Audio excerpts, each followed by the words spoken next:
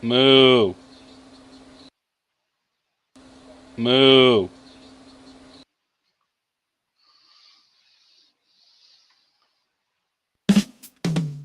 Save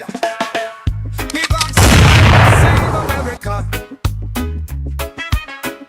Big oxen pirate chopped down cherry tree with George Washington.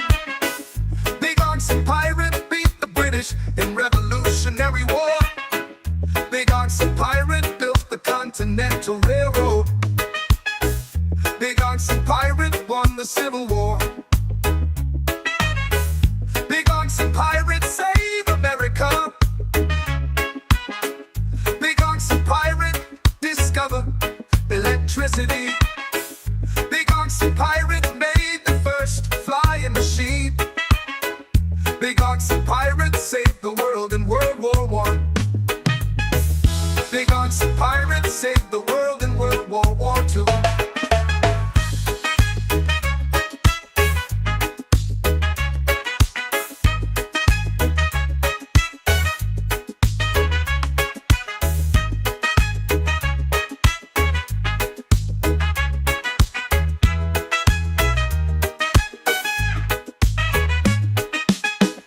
Big oxen pirate save America.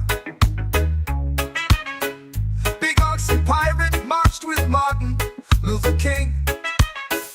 Big oxen pirate landed on the moon with Neil Armstrong. Big oxen pirate saved America. Big oxen pirate shot guns with Ronald Reagan. Big oxen pirate smoked weed with Bill Clinton. Big oxen pirate played basketball with Barack Obama. Big oxen pirate made money with Donald Trump. Big oxen pirate took naps with Joe Biden. Big oxen pirate save America. Big oxen pirate save America. Big oxen pirate save America. Big oxen pirate save America.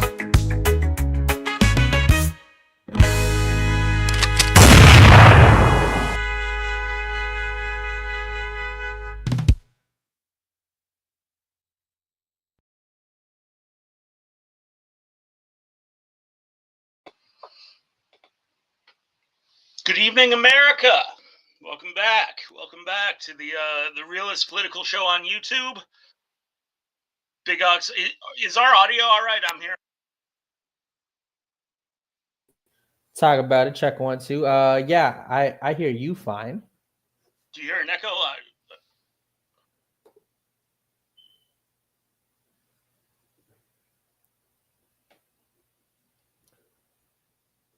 Jalen, is our audio good? Yeah, no, it's good. Yeah, no echo. It's good. Okay, Yeah. I had some echo there. All right. Hey, welcome back. Yeah, sorry everyone for missing the last couple of episodes, but we are back. Big Oxen Pirates America, where we discuss the biggest issues in the world with a light heart. Here with our affable Canadian brother, Jalen. How you doing? You know, just out here to keep on educating you dumb Americans. what else is there to Educating really? the dumb Americans. Big talk from the 51st state. I mean, at the moment, you're kind of on the Puerto Rico tier. Puerto Rico tears wild. We're our own country. We got our own resources. We can survive ourselves, right?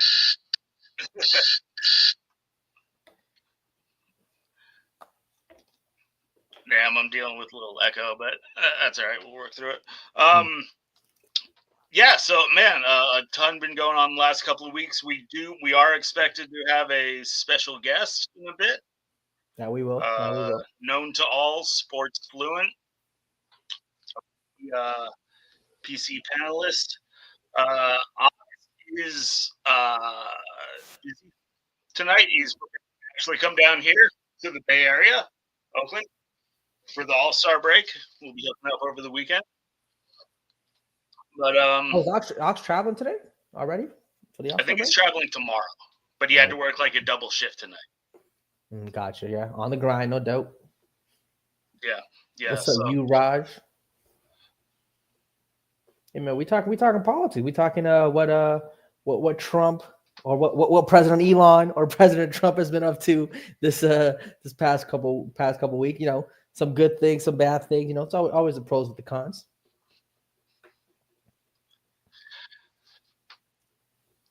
Yeah. Sorry, I'm just dealing with a little delay here. I'll figure it out. Okay. President Elon. Yeah. When this leftist spin that Elon is running things behind the scenes when seriously it seems like it's not being more transparent. Like the man is on X 24 hours a day, broadcasting everything that he's doing in the Hey, government. look, if I donated $200 million to your campaign, I better get that power. I promise you, I'm not giving you $200 million and not getting that power. Hey, we all know George Soros was back there behind the scenes running his marionettes the last 20 years. Hey, and at least Soros. we didn't have a insight into it through X. So hey, Soros, if you want to throw me like $30 million, it's all good, man. Just send it to my PayPal. I'll give you my bank info. If you want to send it to me, I got you, man. Whatever you need done, give it to me. Are you still on the delay? It seems like it. But so yeah, this last week or so, what's kind of been on your radar? Well, I think I mean the big one, which I actually think is a good thing, is Elon getting rid of the USAID department, or is it USAID or USAID? I feel like USAID makes more sense. Yeah, maybe it's the USAID. I mean, I think he's found a lot of problematic expenditures, or problematic expenses that they've been writing off. I saw one where the political situation where they put thousands of dollars into quote unquote political subscriptions to kind of help fund it. And I think if you're sending money to this country to teach gender studies or something along those lines, definitely some problematic stuff. Yeah, with the money. $2 million for Guatemalan transgender comic books. And, I do think a lot of that money is definitely going to politicians. The politicians that make $250K a year but have net worth of $60 million. I think that's a two-party thing. Like I don't think it's I think it's a two-party thing where people took their cut when they wanted to, and I'm sure there's quite a few Swiss bank accounts or bank accounts in Panama where this money is being held.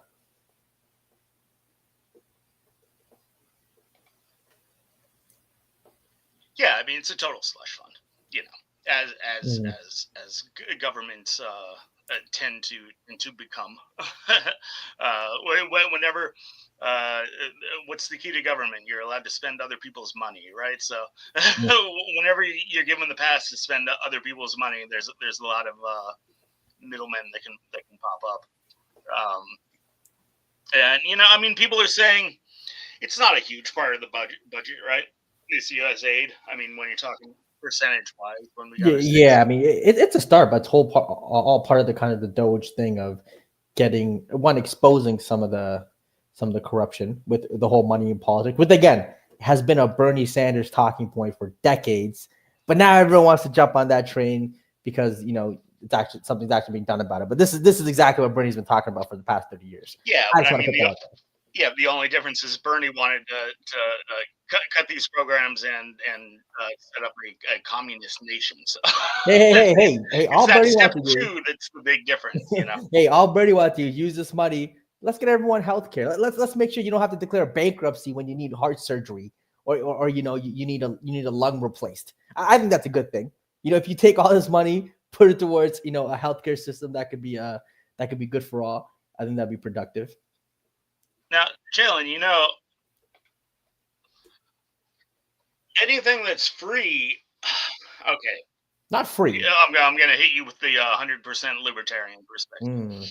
Anything that's free, quote unquote free, is it not some form of indentured servitude? Are you not? If the labor of a doctor is free, It's if the not free though, labor of a right? doctor is just given to a citizen, Mm-hmm. is that um, well, who pays for it? I mean, your taxes should pay for it. I think that's what I mean. I think your taxes should cover one, defense, right? You protect the nation, protect your homeland. Defense, That's I'm on one. board. Infrastructure for your country, community. To me, roads, buildings. I don't. Other people realize how important infrastructure is. Probably one of the top three biggest things that separates a first world nation from a third world nation. Quality. Well, that's what they always say, right? Without Yeah. government, who would build the roads? It's that to me, yeah. So exactly, infrastructure and then healthcare. I think those three things But see, I don't see how healthcare snuck in there. I mean, okay. I mean, you don't see a That healthcare. seems like the modern spin, you know? The healthcare. I mean, okay. Look, I think everyone can agree. No one wants to see a family go bankrupt because someone needs brain surgery because they have a tumor in there. You know what I mean? Like, I think that's a fundamental belief. Like, okay, you don't want to see a family having to, sell off everything and But isn't declare that what bankruptcy. insurance is for? I mean, not everyone has insurance though. That's a luxury. Like, you could have lost your job. You could have been in a situation, and there's programs there to help. Sure, but a lot of the time, you know how the programs go. People get lost in the cracks, which is why I just think if everyone has coverage, to me, everyone should have the same coverage that a person in the Senate or House had. How about that? Everyone gets the same healthcare insurance that someone in the House or Senate has. That sounds. I don't know about that. I mean, I do believe there needs to be some social safety net. Mm-hmm. You know, go. You don't want to fall all the way down, hit the concrete, and splat, and your life is over, and your family's life is over. So there should definitely be some safety net, which I suppose does include healthcare. But I feel like there's a big difference, and I feel like this is kind of the inherent greed in people. I'm down with government helping the least of society, right? Having that safety net to make sure you don't hit the bottom, you're able to bounce back up. I've always said this too. When you start engineering the government to help the middle class, all these demands for the middle class, what the middle class needs to get out of the government, I feel like that's not really, it's not realistic and sustainable, and it's just the wrong direction, because first off, it takes a lot just to help the very bottom. For sure. But I do think a country's healthcare system. I've always said I judge a country's healthcare system how it treats its poorest or its low income. So to me, let's just say individuals who are making under 50K a year.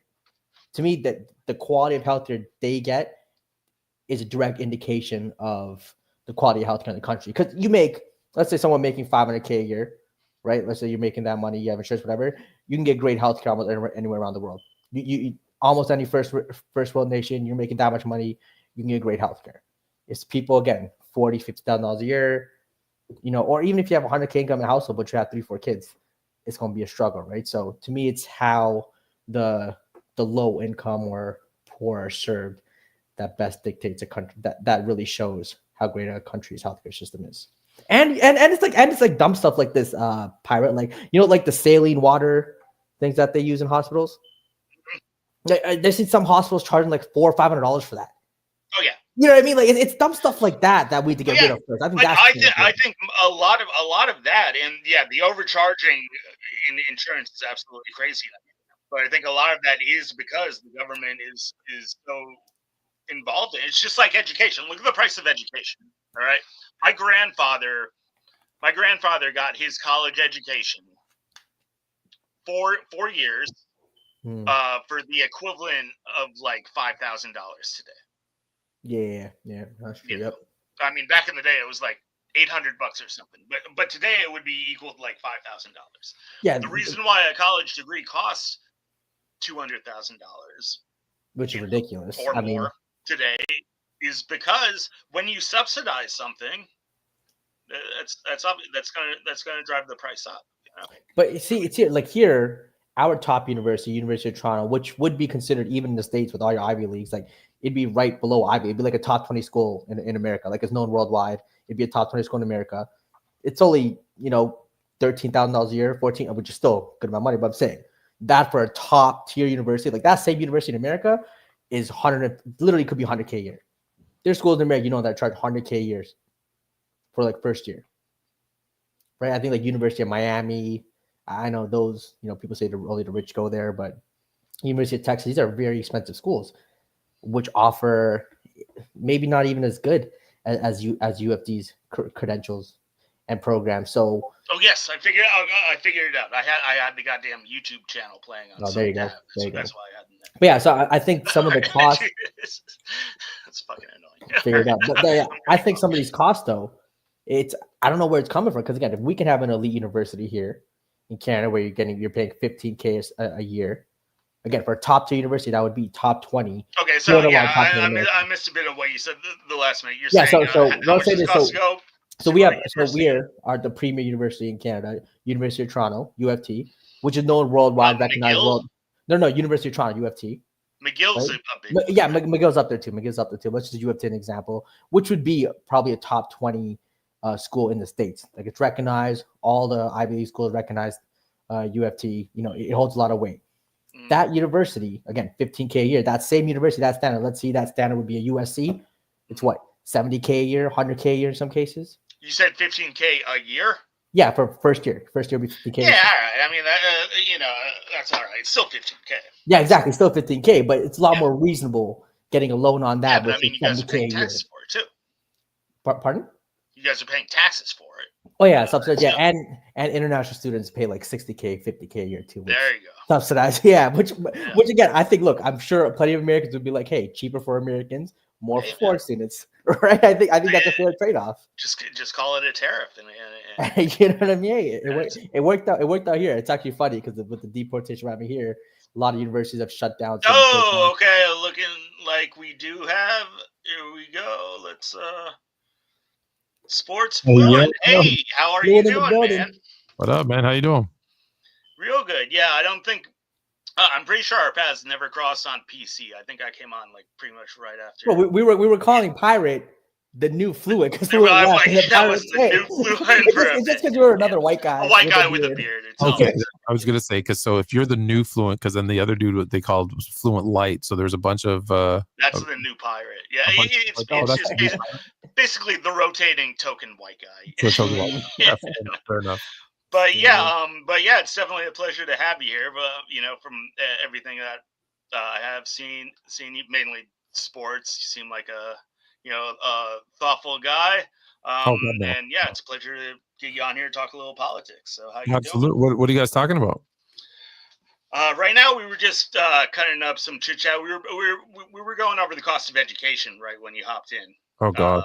Right, and I'll talk about how in Canada it's a lot cheaper, even for a top school like University of Toronto, which would still be a top 20 school in the States, still recognized, worldwide, being 15K a year tuition with some programs closer to 20.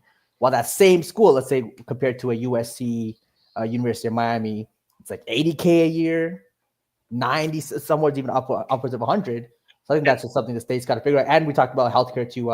It is not that much for tuition in the U.S. Oh yes, it is. Fluent. You would knock your socks off how much. And we were specifically talking about how the intervention of government over the last decades has really skyrocketed the cost of education. Because my grandfather, he got his degree for the equivalency of about $5,000-$6,000 in modern money.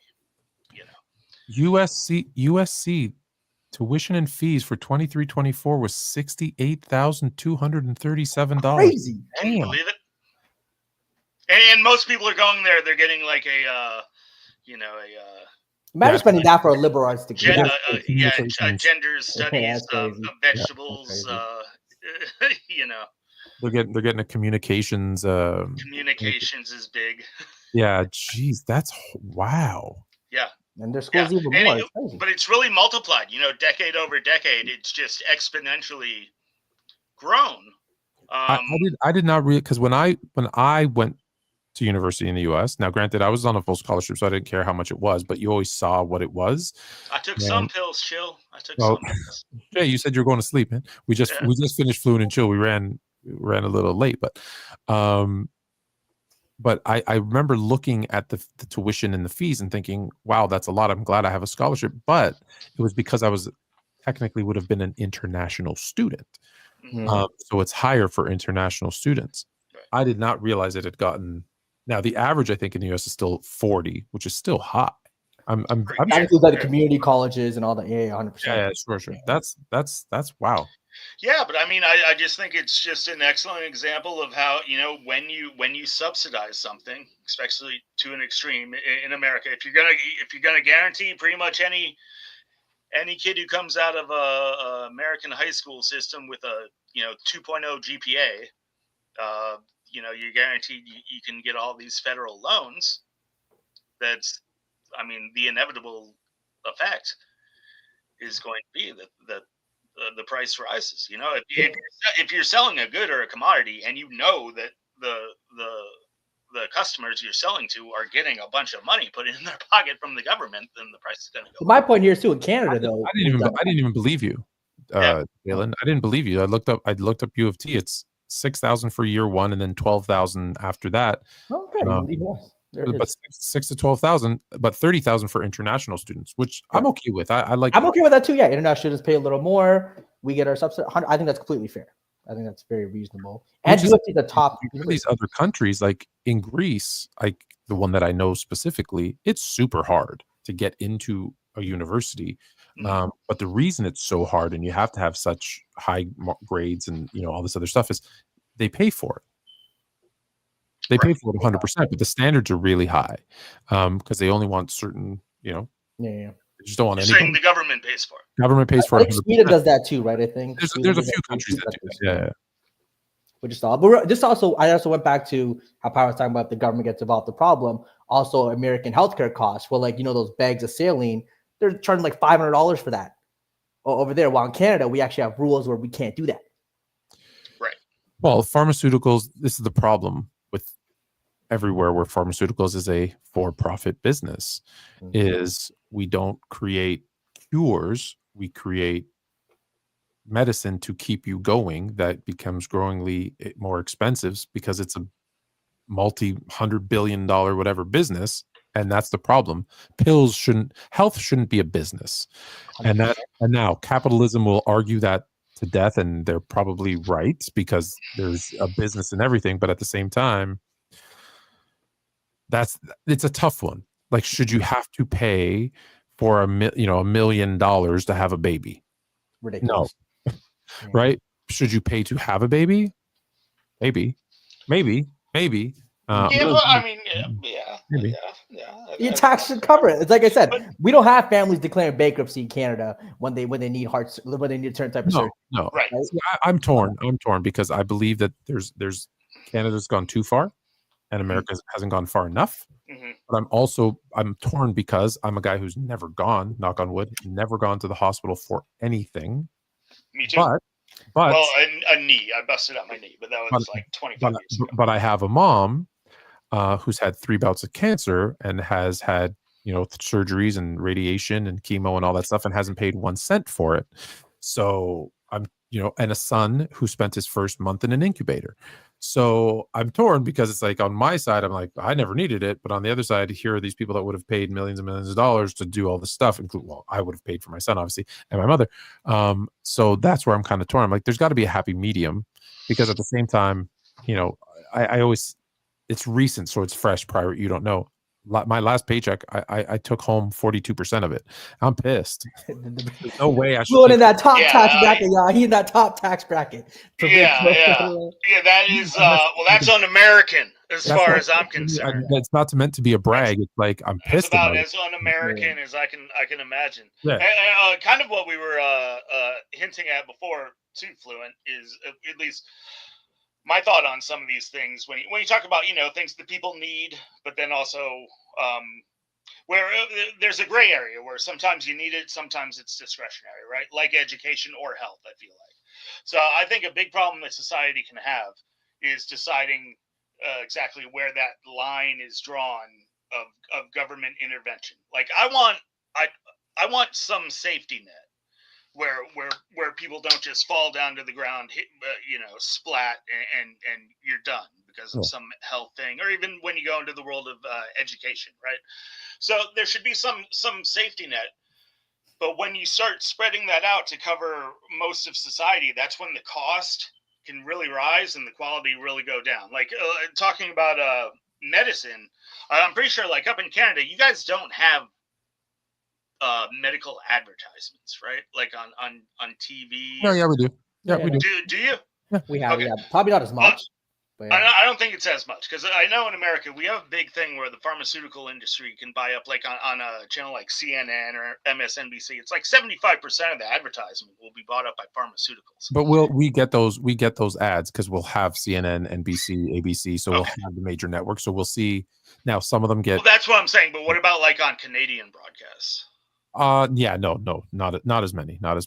Yeah. We also have something here. We have price control with our drugs. So the rule is we're only the maximum price they can list a drug is the medium price point of the lowest and highest in the rest of the world. So whatever the lowest is in the rest of the world and the highest, the most we can do is the middle of it. Of course you do. FLUENT's only taking home fucking 40% of his paycheck each week. Hey, I pay a good amount. I mean, mine's probably just closer to 50, but yeah. No, that's what it normally is. This particular one, I had a good bonus, so they decided they needed more of it. Yeah, but I mean, you guys tax, which we don't get it. See, here's the thing: there was a time when what we paid in taxes, although higher than a lot of the world, was justified in the sense that our healthcare was one of the best in the world. Our streets, like Toronto as an example, was one of the safest. Like people always ask me, what's the difference between, because I lived in the US for 11 years, and they went, what's the difference, or what's Toronto like? And I'm like, picture like Chicago, but like super clean with no crime. And you're like, damn, like that sounds great. I'm like, yeah, because the streets were clean, the places were safe. Like Chicago used to be like that back in 1938. No, we're talking 2000s. And I said, like Chicago, for example, I believe at the time that I had this conversation, in 1 week, had the same homicides by gun violence, homicide in a week that Toronto had and just for the record, we have the same population. Like we literally go up in who's fourth or fifth in North America. Like we're right at the same level, just depending on how many people are born or die that day. So it's not like the population is different. So we have the same population, and they had in 1 week the same amount of homicides that we had in Toronto in a year. Yeah. And so I was like, okay, well, the schools is cheap, it's safe, it's clean. There's the healthcare. And then what happened was the greedy guys got in charge, which, duh, and I started paying more in taxes and started getting less service, and they started making more money, and we started getting less. And now it's gotten to the point where, well, now it's not worth it anymore. Now we're not getting, where it kind of made sense. Everybody got greedy. Shocking. And that's why there's a problem now. That's why there's a problem. Yeah, I feel like that greed's just kind of inevitable, That's why I feel like when did the greed started? Wait, what type are you thinking of, FLUENT? What's that? What do you think it changed? I don't think anything changed, and I don't think the greed was always there. It's been a trickle effect where it's a little bit.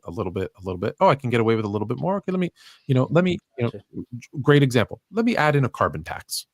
I can get away with it because everyone's worried about the environment. But we have so many trees and we plant so many trees, and our carbon footprint in Canada is I believe the amount of trees that we have and the amount of O2 that they convert to oxygen, blah blah blah. We're actually at in a I don't know at all. I know the numbers are in our favor. We have like a negative effect on the environment, on our carbon footprint is like a negative or a break even.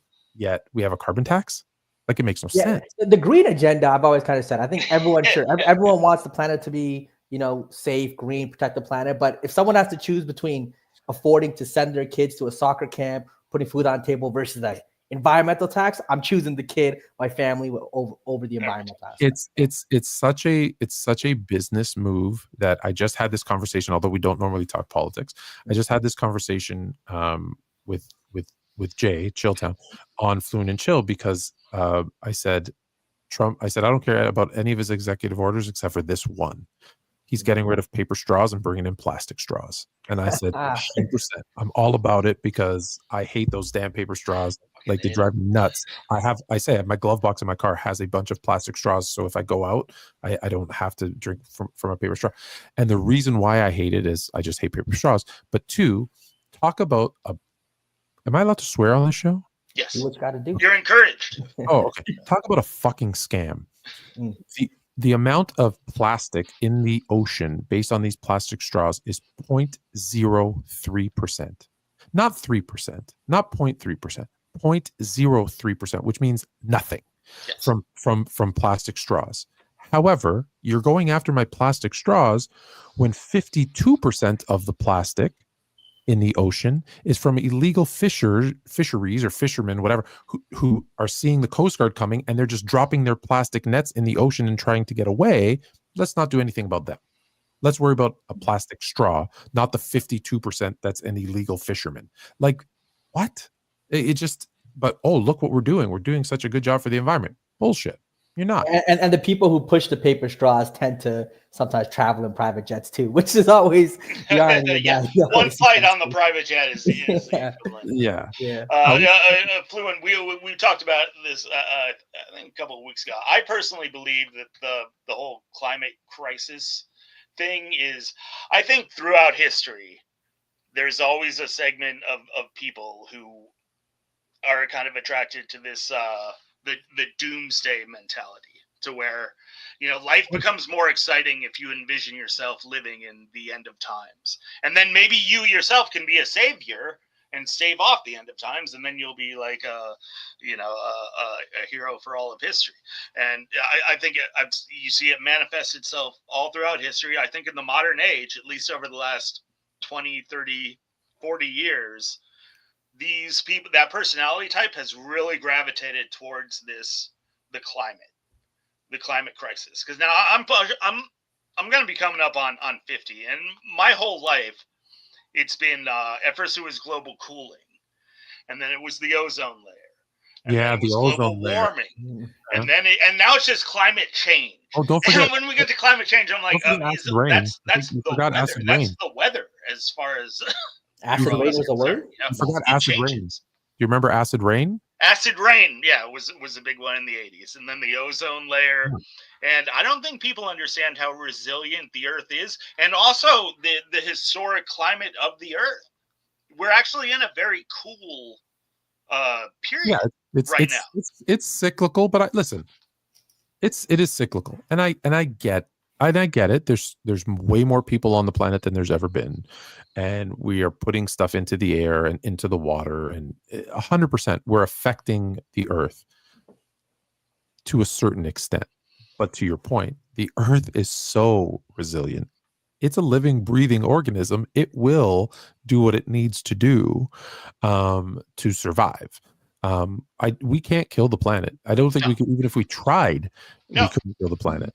But again, everything's become business. You know, I get in trouble from this a lot because I'm in the automotive industry, and I talk about, you know, what a scam electric cars are. And everyone's like, what are you talking about, a scam? I said, guys, gas is bad because you have to drill and you have to get crude oil and you have to refine it and do all this stuff. Okay, it's bad. Cool. Is that bad? Hold on. But go on. I'll say okay. I won't even argue with you. Okay, it's bad. How do you think they get the lithium for batteries? Do you think it's good? I said, what do you think happens to those batteries when they die? Do you think it's good? I said, do you know that an electric car is on average 40% heavier than a regular car, which means it's going to go through what faster? Tires. What do they do with tires? Oh, they put them into big piles and burn them? Oh, that's bad.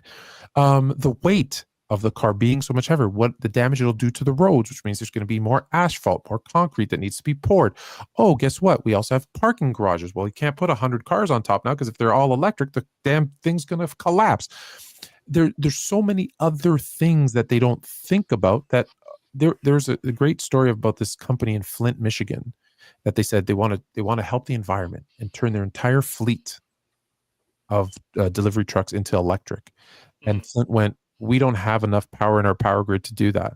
Forget it. Don't bother. Oh yeah, right. I forgot. They still have to power these damn cars through electricity, which has gotten through nuclear power, sucks coal in some areas, whatever. You know, it's not like all magically we're going to snap our fingers and it'll be a wind turbine and all the cars are going to be electric and the solar panels are. It's not how it works. And so, but man, make 30% of the cars electric, 100%. What does that help? A business that's selling electric cars. You know what helps though? We'll go right into it. It helps all Elon Musk here. It helps all Elon Musk. It's much bigger than Elon Musk. Hey, man, I completely agree with everything you said as uniquely a drill guy who owns an electric car, because I do live in I live in California here, where man, last year gas got up to $8 a gallon. Yeah, but don't think that's not because they want you to buy an electric car. I lived in Cali too, when at the time 2002 2003 it was $7 a gallon. So imagine we're 20 years ago paying what you're paying today. So it was like everybody was selling off their SUVs like crazy. And then they also had that mandate too for a little while. I think it's going to be gone, or it's gone, or it is gone, or it's going to be gone soon, where if there was a make that had an electric version, let's say the Toyota Corolla had an electric, you couldn't sell the gas version of that car in California. I don't know if you know, but Jalen's boy over here, Gavin Newsom, is trying to say that by 2030, no more gas cars in California. Yeah. Oh yeah. 100%. 20. Yeah. Which is crazy. Ridiculous. I gotta agree with everything he said. I might not be 100%, all in with that take with Gavin Newsom, but Gavin Newsom would never fib. Come on, like Trump's never fib, Biden, Obama. That's part of Trump, politics. the magic word. If you're lying, let's go ahead. There's a magic word. Let's get into it. It's America. Trump here. Let's look at here. Here is a graph of is the country on the right course? And it's gotten down to it's only -13 for the first time in about 4 years. You can see here. So you guys, a couple of Canadians. Well, I'm a dual citizen, if it helps. Oh, are you? Do you actually? Where were you born? I was born in Canada. But I've lived in 4 countries. Went to university in the U.S. And spent my formative years, I guess, in the U.S. And I've been back in Canada now for about 10. Well, where does your heart lie? If all the countries were in a battle royale, what flag would you wear? Put it this way: the second my wife says yes, we're moving south. Okay. Goddamn, I'm getting this close. Have some pride, all right? I do. I'm a proud. Jalen, you weren't born in Canada, were you? No, I was. Yeah, born in Canada, Scarborough. Yep, born in Canada. You're born and raised in Canada. Yep. It is home. If Hollywood comes calling, we go to Hollywood though. But other than that, we stay in Toronto, baby. We stay in here. The taxes we'll figure it out. I've left here more times than I've come back. So all right. Well, for the purpose of conversation, I guess we'll say 1.5 Canadian boys. 1.5 Canadians. We're about 2 weeks into this new administration here. Any general generic thoughts to kick off some of the more specific topics we got, or start off? What do you think it is? What do you think it is? Approval rating. What do you think it is? Elon Musk presidency, Trump. Kick it off. I like it a lot better than the George Soros presidency. You want to start with Elon Musk? You don't want to start with Trump? Okay. I think there was a comment earlier that said Doge, and what do I think? Easy. I think Doge is a great idea. Do I want a guy who's very self-serving in charge of it? No. But it's a great idea to absolutely audit government spending, government, mismanagement of funds, because let's be honest, all government has done, I sound like so bad when I'm about to say this. I hear it in my head, but I don't care. All government does is make themselves rich, right? Like, I know you're going to talk about tariffs in a second. US, we're going to tariff Canada, we're going to tariff you. The only person that's paying any money is people like us who are going to pay those tariffs, and all that money goes to the government. So the purpose of it, the real purpose of a tariff is supposed to be that you have a negative trade, you have a deficit in trade. So you're buying more stuff than you're selling out. So you tariff the other countries to help promote purchasing of products that are made in your country. But two, go read any book on tariffs. Two, the most important part of tariffs is it brings income to the government so you can reduce the taxes paid by your people.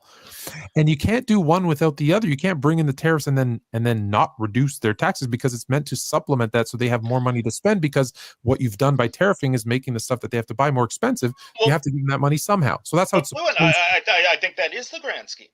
That is the grand scheme. They're going hand in hand. I mean, we're talking about reducing income tax and replacing it with tariffs. Going back to a more mercantilist approach, which I personally, I'm a fan of. I'm down with Adam Smith. I'm down with the fact that America didn't even have income tax until 100 years ago.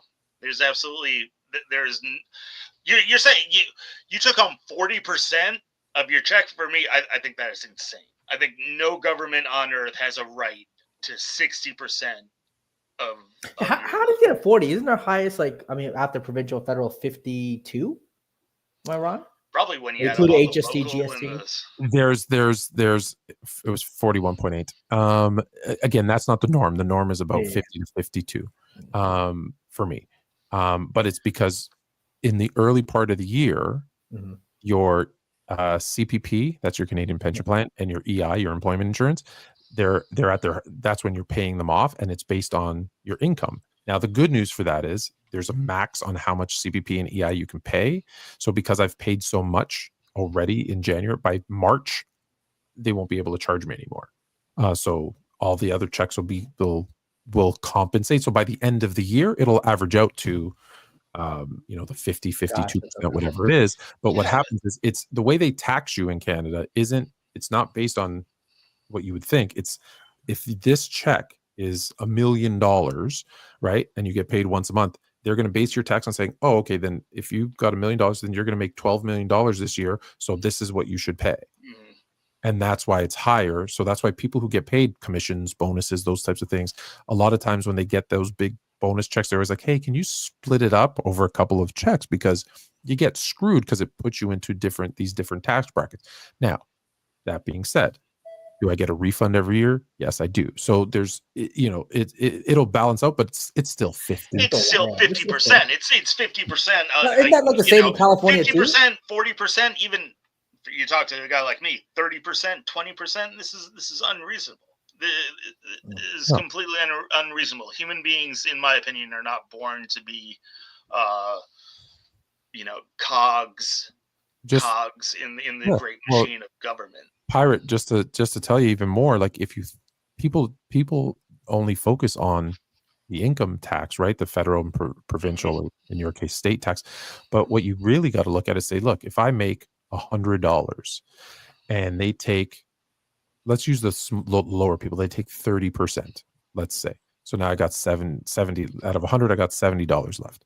Well, then I got sales tax. Well, no, first property tax. So I take out those other things, employment insurance, CPP. So let's say I take $60 home of that 100. That's not my buying power though, because everything has 13% tax on it. So now I got to knock off 13% off that number. So it's whatever that is, another $9. So really what I took home was $51.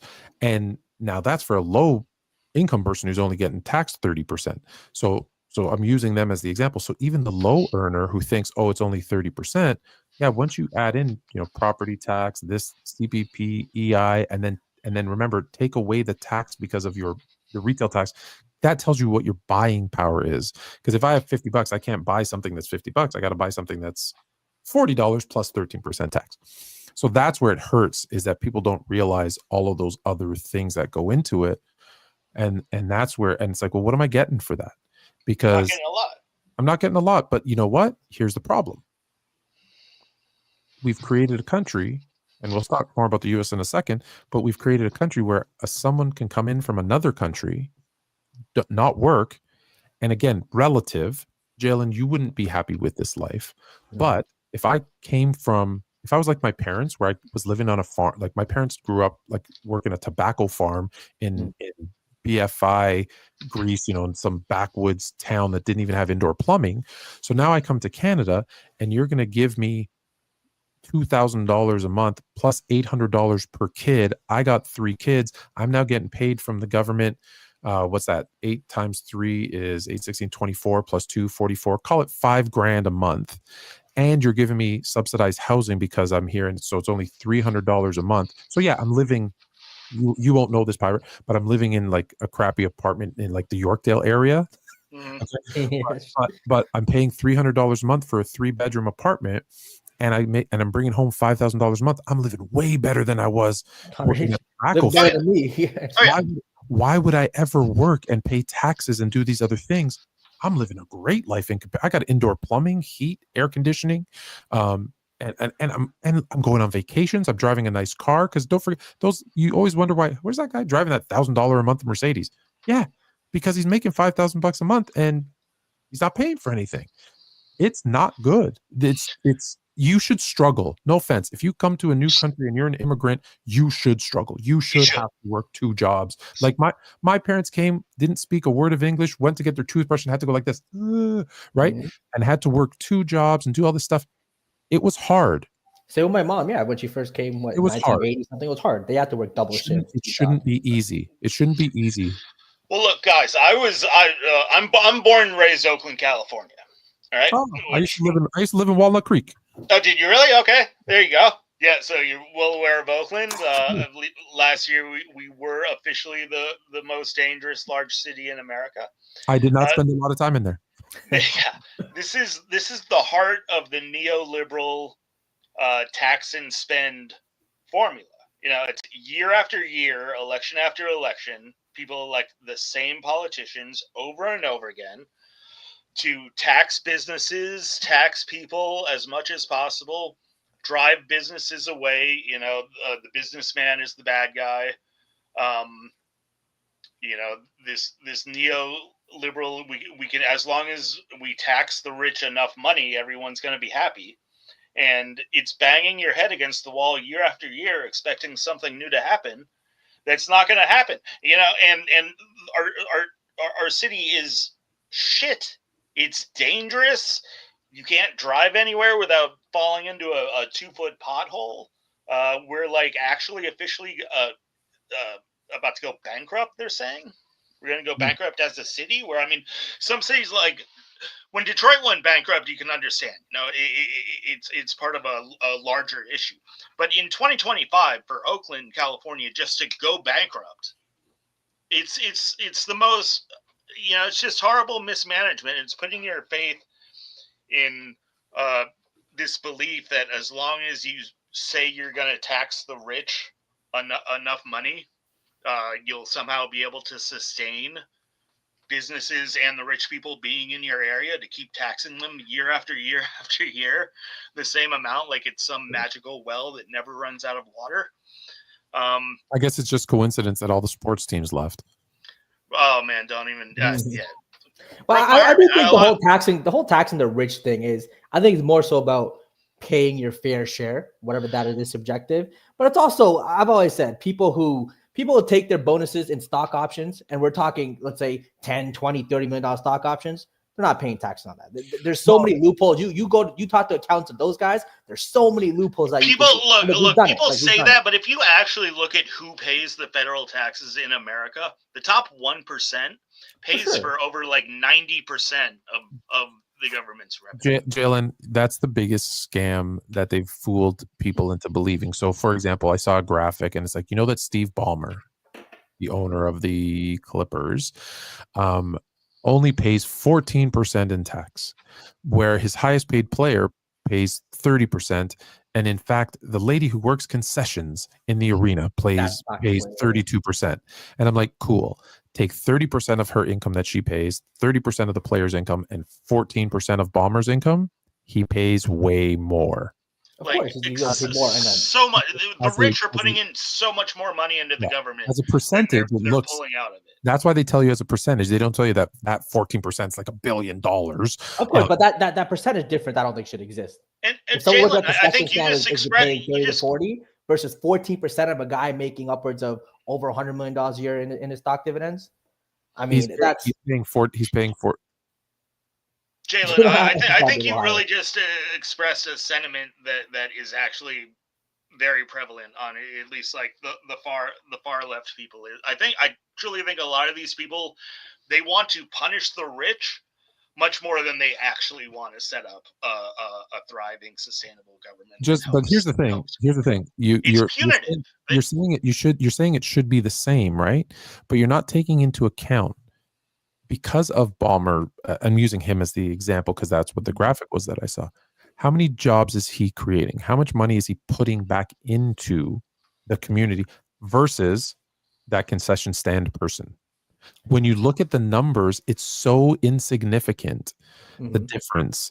And let's be honest, the 15% extra she pays is nothing. Whereas if he impacts her life a lot more. If he pays an extra 10%, it would not impact his life whatsoever. Her extra 50% impacts her day-to-day decisions, what she's going to buy that month, that year. So I think things impact your life. Well, this is the other thing. I mean, I hear a lot of people complain about like X percentage of the population is living paycheck to paycheck, right? Like it's 11. It's 11. 40 or 50 or 60% of the people are living paycheck to paycheck. What do you expect out of life? Do you expect a country of 350 million people where nobody is living paycheck to paycheck? Where somehow 350 million people all own their house and their car? Everyone can't be worth $10 million.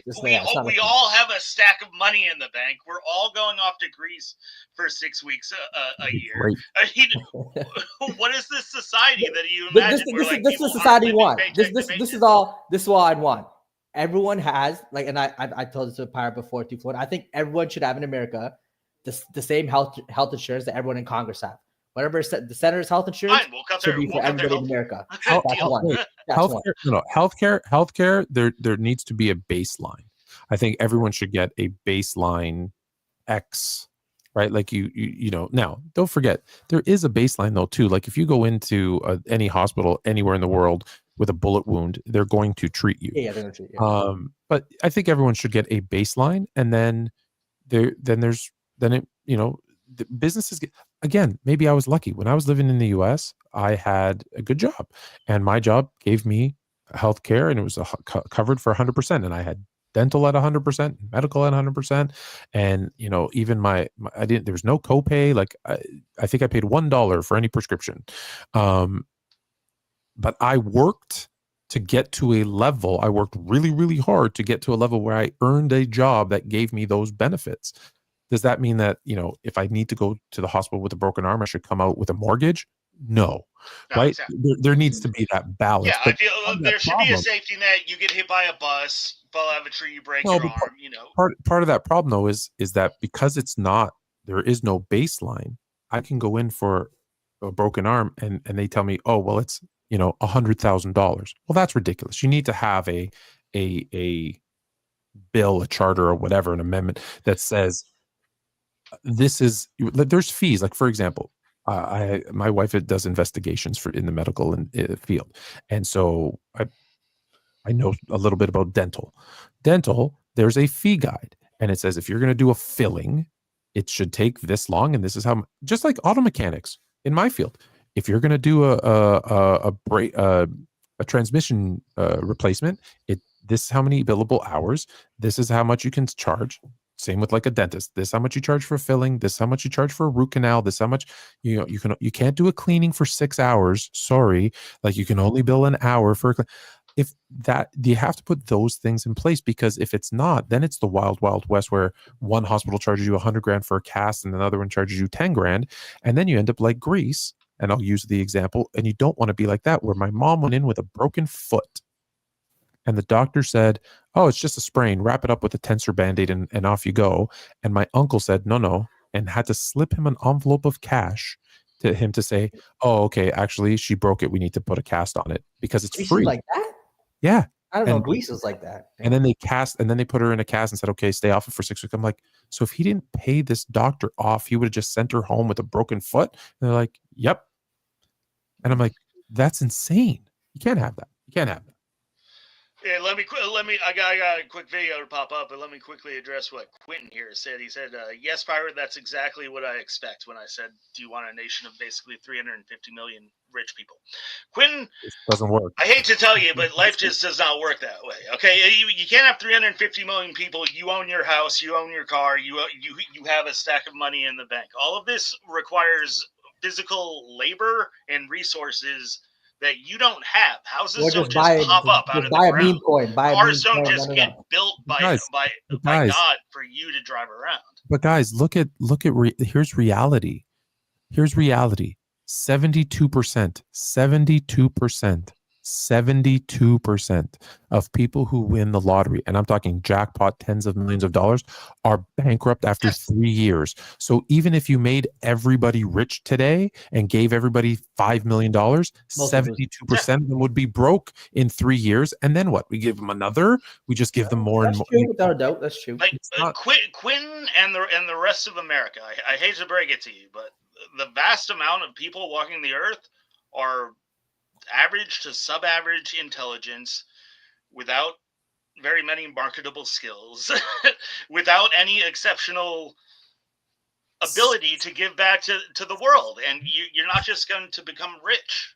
Maybe I'll make this my last point because I do got to go. But back not that long ago, IQ, the words for the different levels of IQ used to be bad, right? There was, of course, genius, above average, average. And then right under 100 IQ, it was mildly and the R word. So I'm not allowed to say the R word, but you know what the R word is. So it was mildly the R word, then it was the R word, and then it was like, I think the word was dull, was the worst. Okay, Yeah. so anything under 100 IQ was considered mildly R word.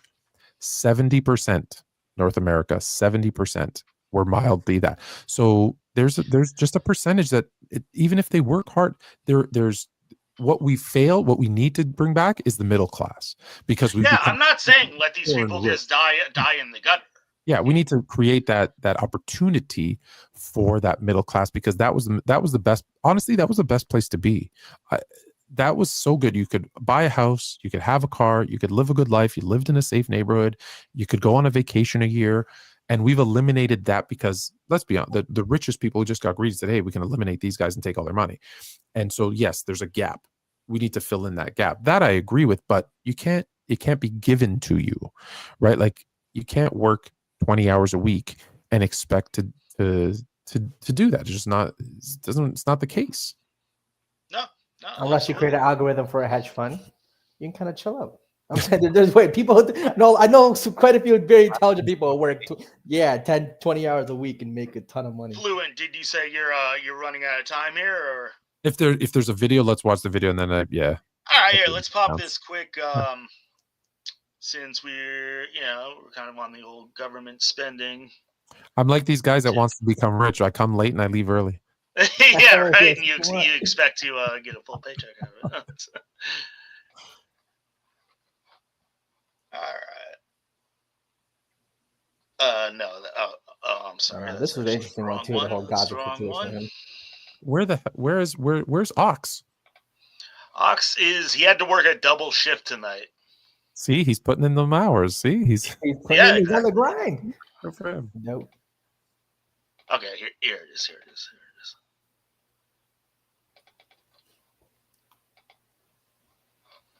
All right, I don't know if you guys saw this interview. It was, a couple nights ago. I don't know if it's kickbacks or what's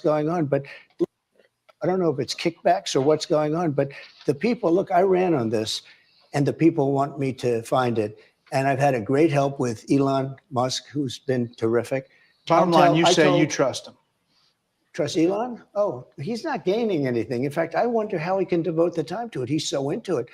But I told him do that. Then I'm going to tell him very soon, like maybe in 24 hours, to go check the Department of Education. He's going to find the same thing. Then I'm going to go to the military. Let's check the military. We're going to find billions, hundreds of billions of dollars of fraud and abuse. And, the people elected me on that. I don't know if it's kickbacks or what's going on, but the people, look, I ran on this, and the people. There we go. So you guys could hear that? Yeah, 100%. Yeah. So, he's not wrong. He's not wrong. Every government agency has the opportunity to take advantage of it. And, we pay, when you hear stories that are real of like, $50,000 haircuts and, lunches and, how does a guy come into office and have a net worth of, 500,000 and leave office and he's 500 million, his net worth? Like something's not right. I'll use again an example of I was the head of the chair for school council. I get very involved. And I said, hey, our school doesn't have air conditioning and our kids are dying for the first month and a half and the last month and a half of school. What would it take to get, air conditioning either in the lower levels? You can, whether it's a window one or central, whatever. And they said, no, you can't. It has to go through the school board. And I said, no, I'll buy it out of my own pocket for you. And they said, even if you paid for it yourself, you cannot do it because it has to go through this process where it goes to the board. They have to get these bids. And you know how the bids work. It's not who's the cheapest. It's typically who's the most expensive, who is friends with someone on the board, who's going to give an envelope to the people so that they can then put it through. That's not how a society can work long term. It's short-term gains, and that it doesn't work. And so, in Canada, for example, we bought a bunch of, what did we buy? Those stupid war helicopters that didn't even fly. Yeah, we messed up on that one. But hey, some defense contractor made a good chunk of money. $500 billion on a bunch of helicopters that didn't fly. What the hell is a helicopter that can't fly? It's a paperweight, right?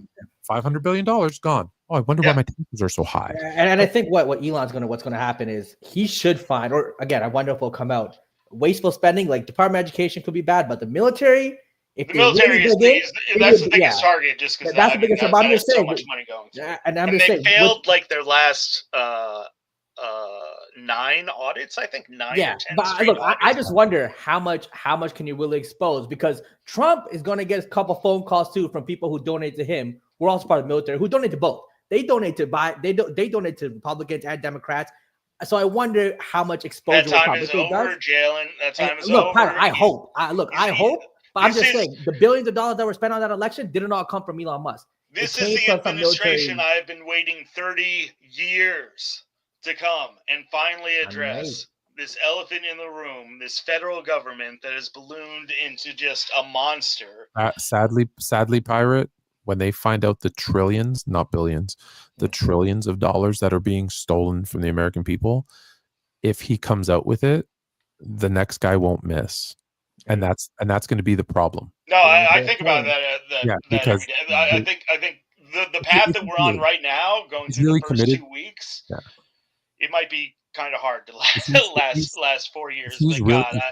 If he's really committed to that, and Elon is really, because I don't know how they really feel, so you can only speculate. If they're really committed to that and finding it, they're going to find trillions of dollars. Like, just imagine, there's 30,000 American troops in Germany.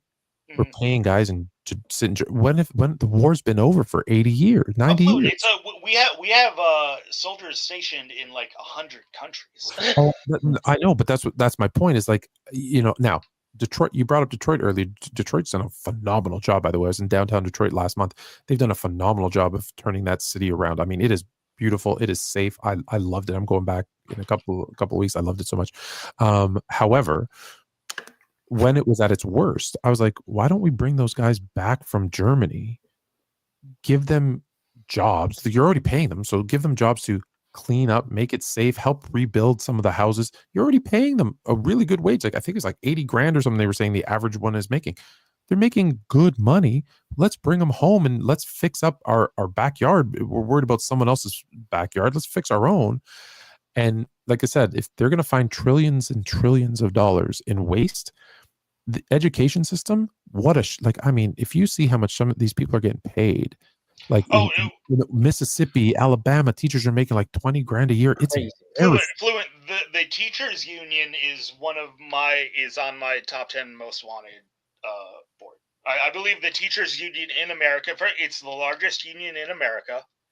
It's the most politically involved union in America. Since the advent of the Department of Education in '79, nothing has happened except that we spend more and more money for worse and worse results. It's absolutely hard, and the word games that people play, just like you just call something public education and it's supposed to become a fantastic thing. Oh, public education. We can't tinker with public education. Public education needs money. Look, Hitler Youth was public education. All right. Public education doesn't Bring mean Hitler into anything this. except for the state is teaching your kids. And Where's the money going though? Teachers aren't getting paid. Like I said, the Mississippi teachers aren't getting paid. I know New York teachers the are getting number paid. of teachers, I think that's we don't need nearly this number of teachers. They don't need to be making the money that they're making.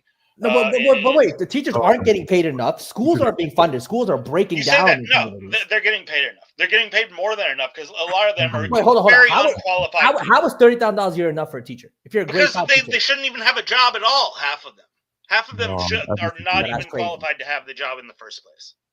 So you're just gonna have a shortage of teachers.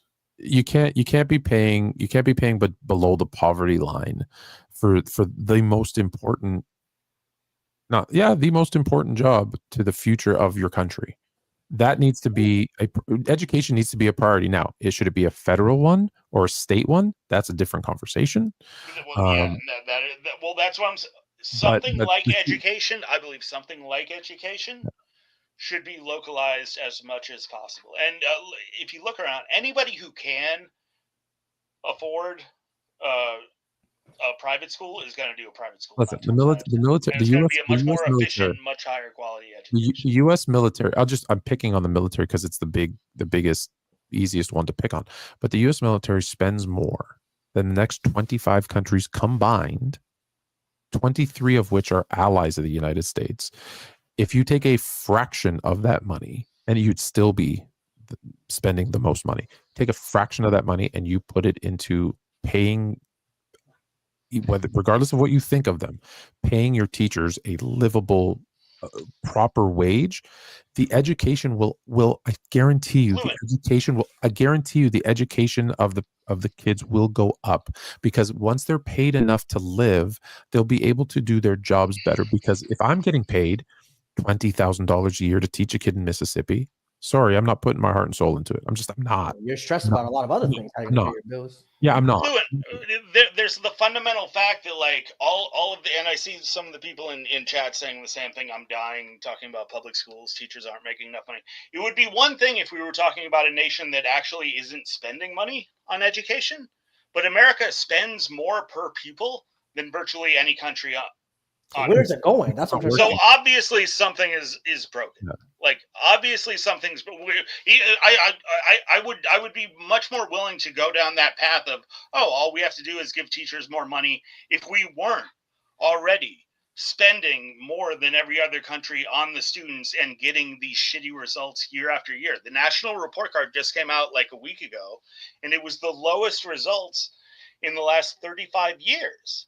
This is not working. The teachers union is not working. The teachers union does protect teachers from losing their job. They don't need to perform well. You have to go to teachers college to teach in states, right? Like what's that? You have to go to teachers college to teach in states. You have to get your undergrad and then go to teachers college to teach in states. Yeah, right. I mean, it's not called teachers college, but yeah, you have to get a. Well, the money's clearly not going to the teachers though. So that's to figure out who they're going to. The principals, the district principals, like, the money's clearly not going to the schools or the teachers. That's what I'm trying to figure out where the money's going. Once again, right now we pay more per student than any other country, and the test scores are super low. If you look at just my personal life, again, born and raised in Oakland, California, East Oakland. All right, you're talking about East Oakland in the 80s was one of the most dangerous locations in the history of America. All right. And we went to school, and to learn how to read properly, to learn math, to learn sciences, you honestly don't need anything more than a pencil, a paper, a book, and some effort. That's all you do not need the top end computer on the market. All right. You don't need bells and whistles. You don't need fresh paint on the wall. You don't need any of this. And it's proof, because we were smarter Back when all you had was a pen and paper and a textbook. And you don't need the newest textbook. You know, to learn how to read and write, you can use a textbook from 20 years old, you know, that's like ripping and falling apart at the seams. It's a cultural thing, and it's a complete waste of funds.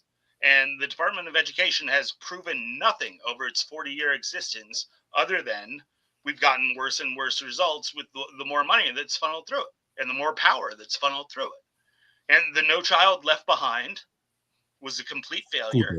Yeah, that was complete failure. So you're going to hold up an entire classroom because a couple of kids can't get their act together. Just so you know, I know that you said per capita, but the U.S.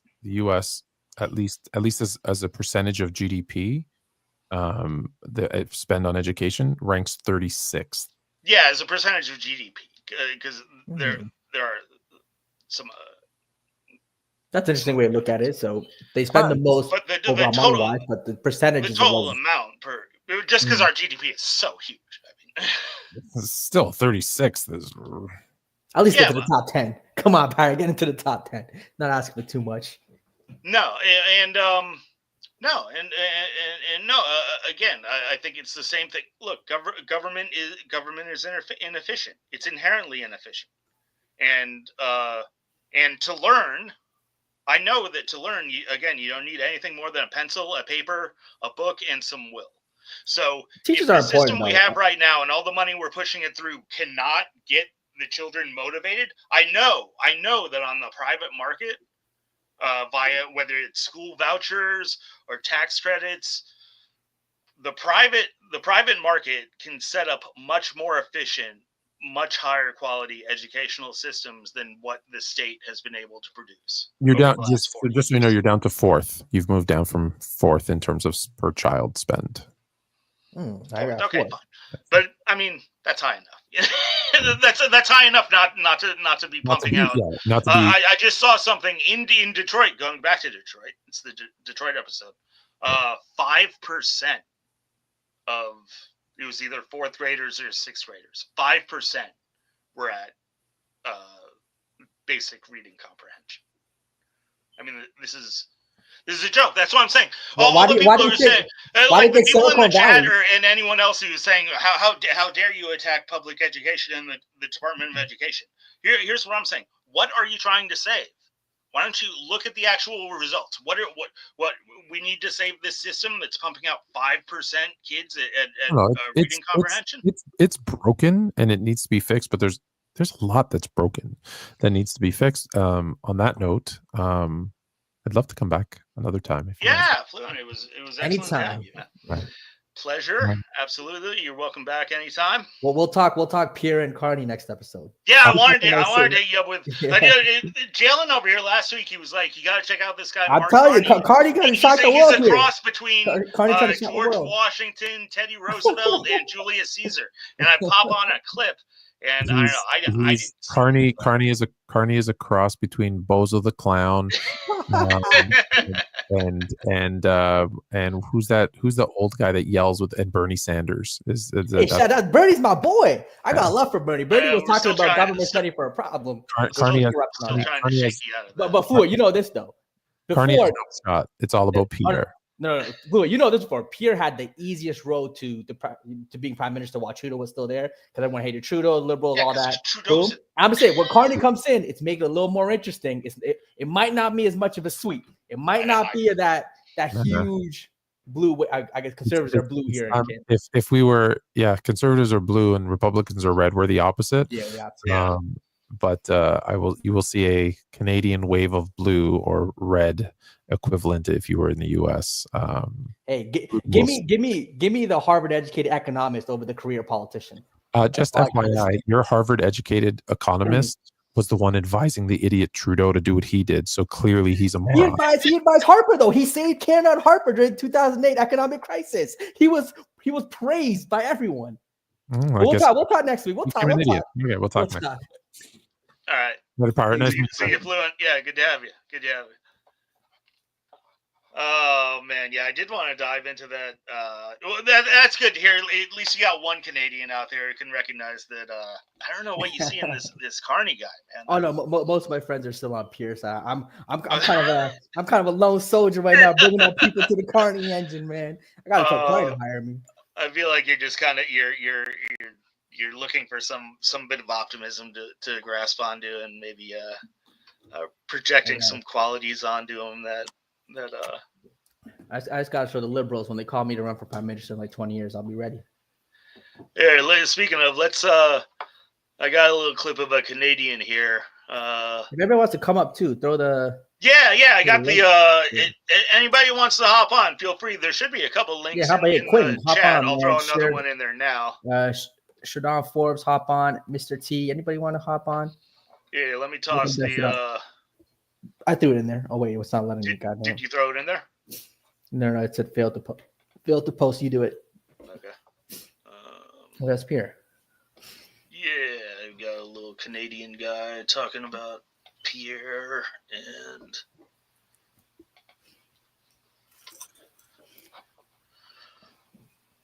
to take action to So we know Trump just issued tariffs in Canada, and this right here is a well-informed and articulate answer about how this situation should be handled in Canada. Listen to this. Over the last few weeks, we've heard Donald Trump talk a lot about Canada in the same light that he talks about Mexico and China and putting a 25% tariff on our exports. As the future prime minister, what would you do to galvanize that relationship with our neighbors to the south? Well, first of all, I disagree with the president. You shouldn't be putting us in with Mexico and China. That said, we have to be realistic. We export 3 times more to America than we do to the rest of the world. Trade with the U.S. is equal to 40% of our entire economy. A 25% tariff on our country would be absolutely crippling. So we have to take action to avoid it. Some of the things he's asking for are things that would be good for Canadians if we did them anyway. For example, border security. Our border is a total disaster. We've had so much illegal migration across the border, so many fraudulent cases. We now have between 20, but the government. Just pause it there for a second, Jalen. Come on, this guy's spitting facts. I think you obviously have to. Spoke some truth, without a doubt. Ah, man, how can you? You got to understand, because this guy's a straight shooter. Every time I see him, I mean, this guy is a straight shooter. And look, how can you not want him in charge of your government? Carney, look, I don't think he's a bad option. Carney says something very similar to when he was asked about it too. You got to understand though, Carney versus Pierre is kind of like Obama versus Hillary. It's not Kamala versus Trump. You know what I mean? Like they're a lot more similar. It's not some like huge divide, right and left, huge. No, there's a lot that they agree on, a lot of comments and stuff that they agree on. It's not some huge political thing. If Pierre wins, I'm not crying, I'm not screaming, I'm not, you know what I mean? It'll still be fine. I think he should do a good job. There's a couple things I agree with more than Carney, but yeah. Sheridan, you do not need a cam to pop up. If you don't have a cam, it's all good. Feel free. Easy if you want to hop on.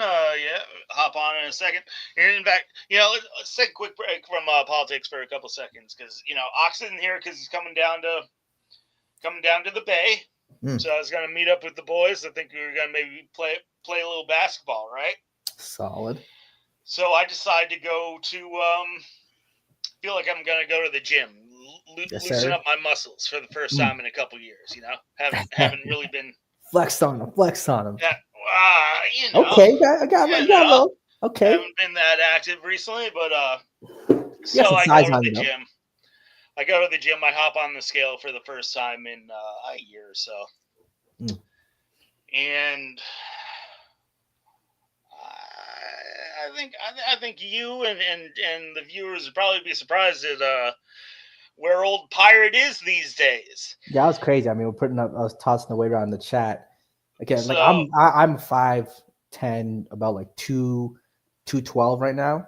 212, and that's like I got a good amount of muscle on me. We staying. And we try to stay in shape, but if you're 6'1", like I said, you're 260.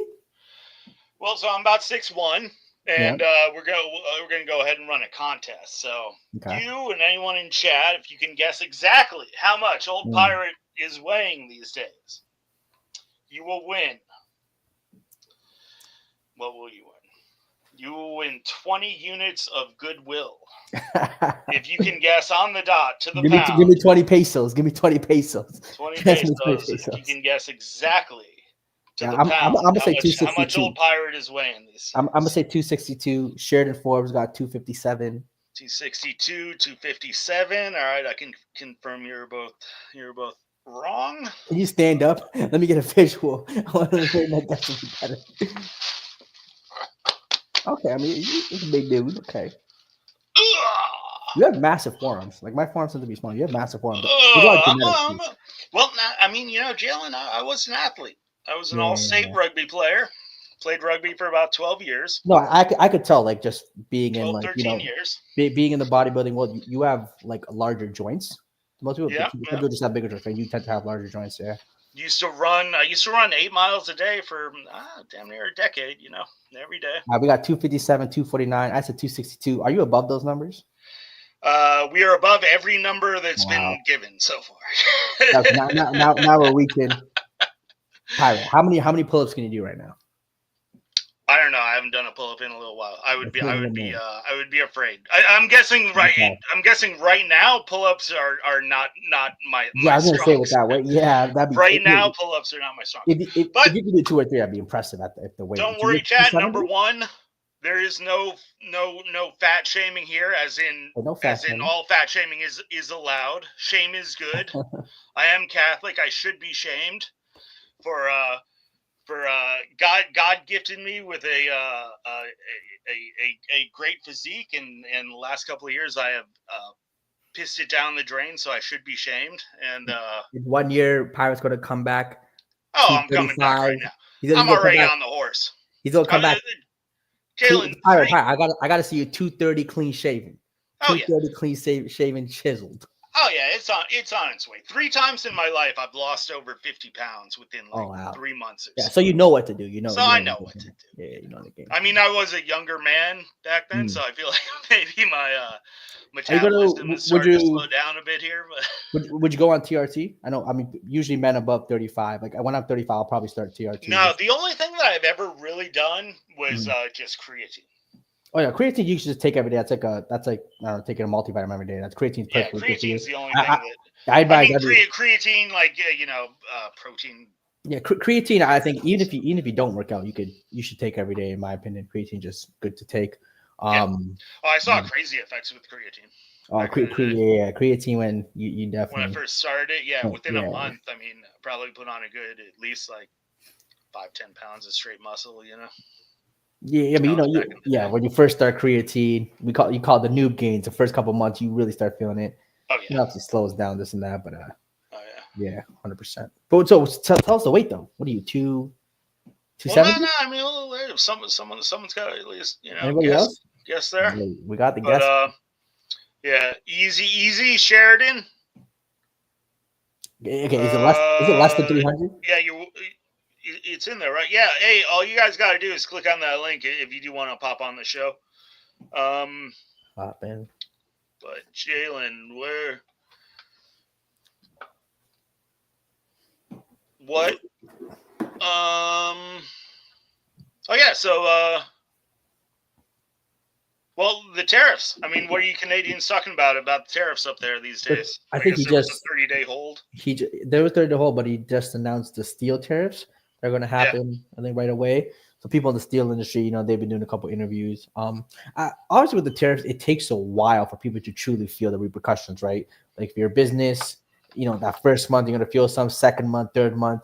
So I think to really kind of understand what the tariffs will do, we're going to have to kind of look back at this in 3 months if the taxes are still there and see how it's affect businesses, the cost of material goods that use that product, whatever the case is.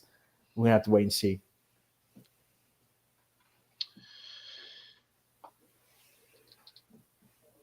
I want to watch.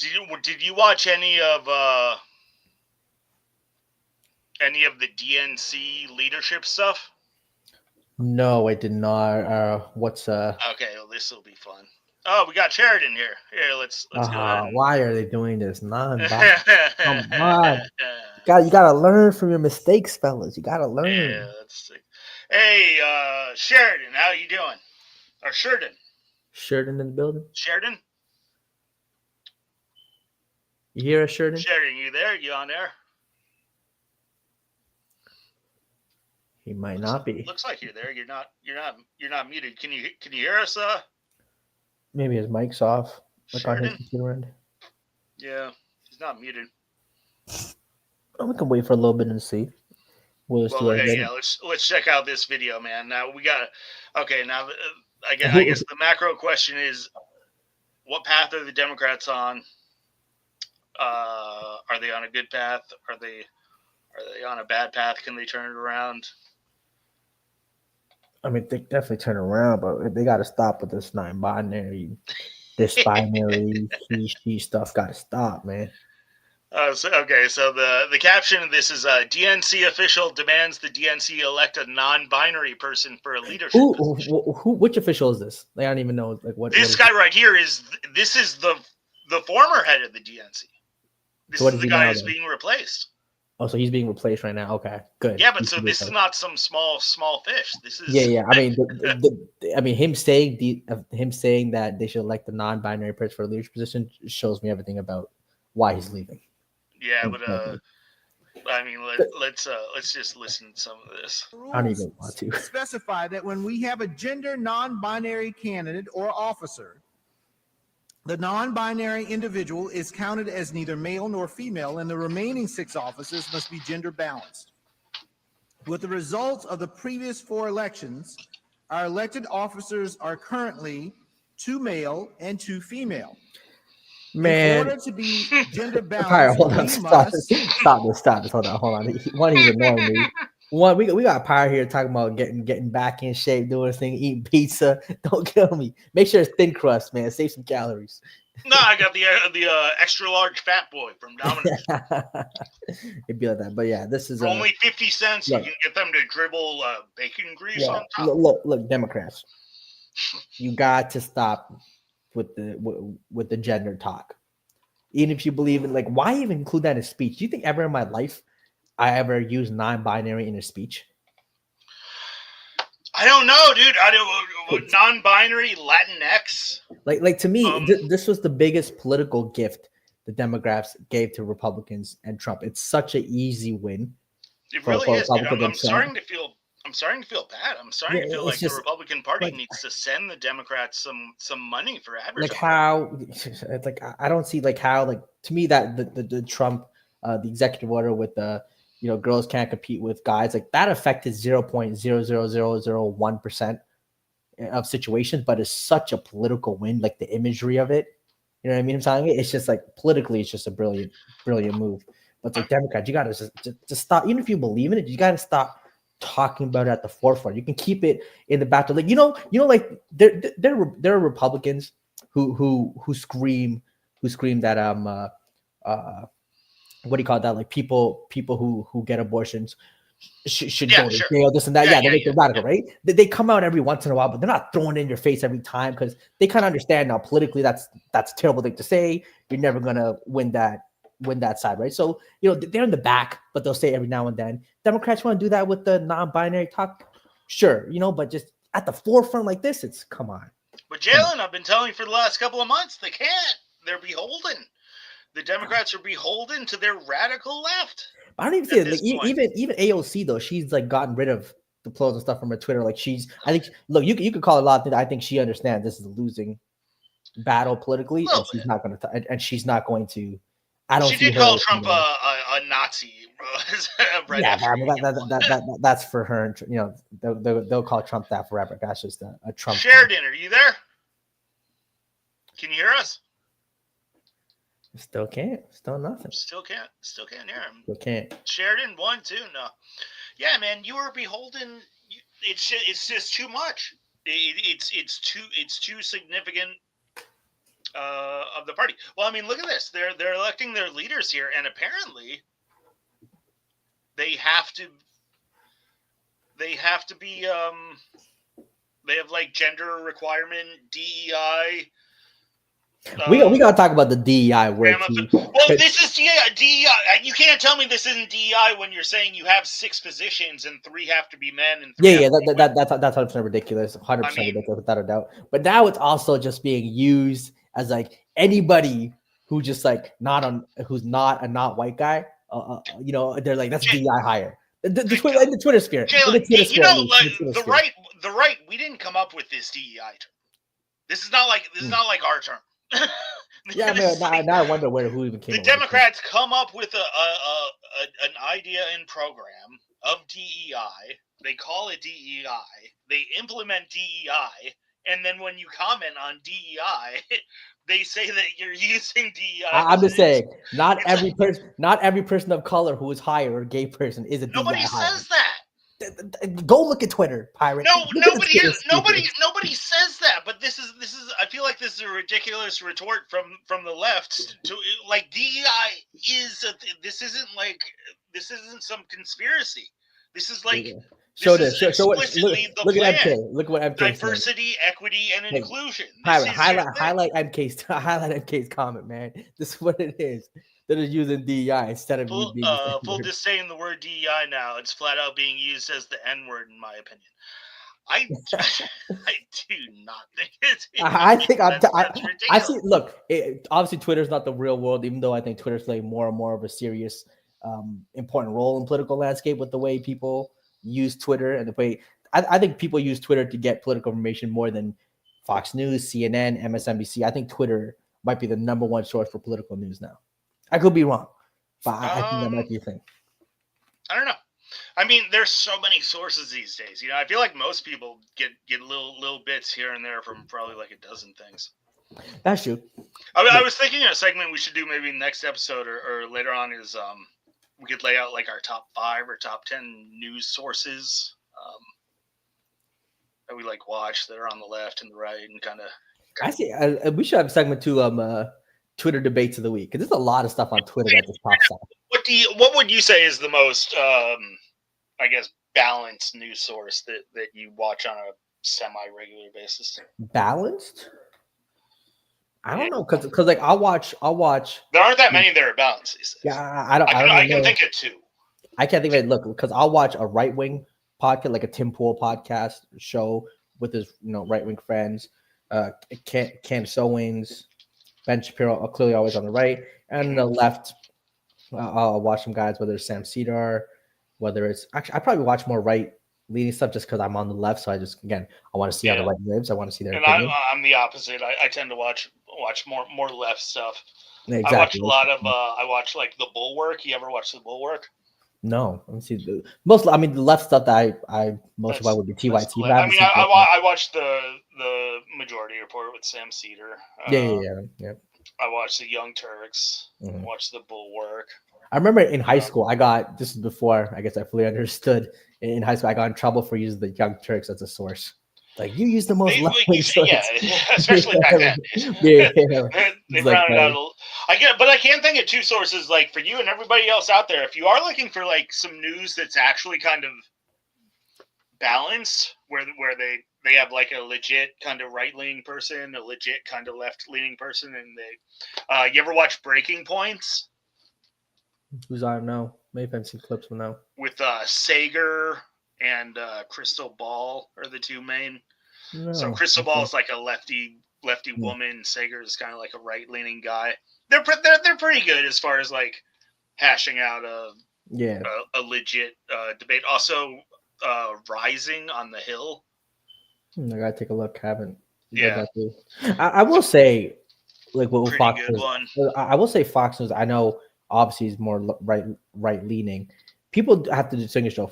Fox News's news programs aren't as radical right because people say like people when they think of Fox News think of Sean Hannity, think of what's the show with Tucker Carlson used to be there. Who's the guy that replaced Tucker Carlson? I forgot his name right now. Jesse Walters.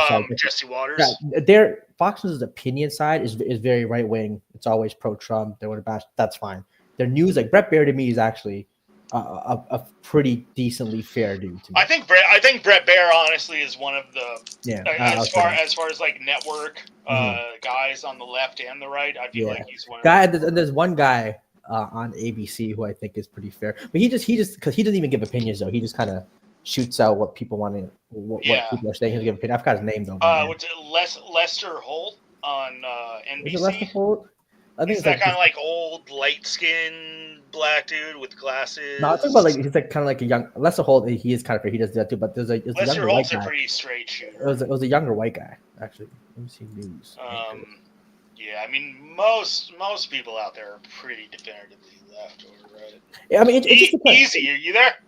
Yeah, I'm here, bro. What's going on? I'm hot. Am I good? Yes, sir. Yes, sir. What's on your mind, Easy? What's American politics got you thinking?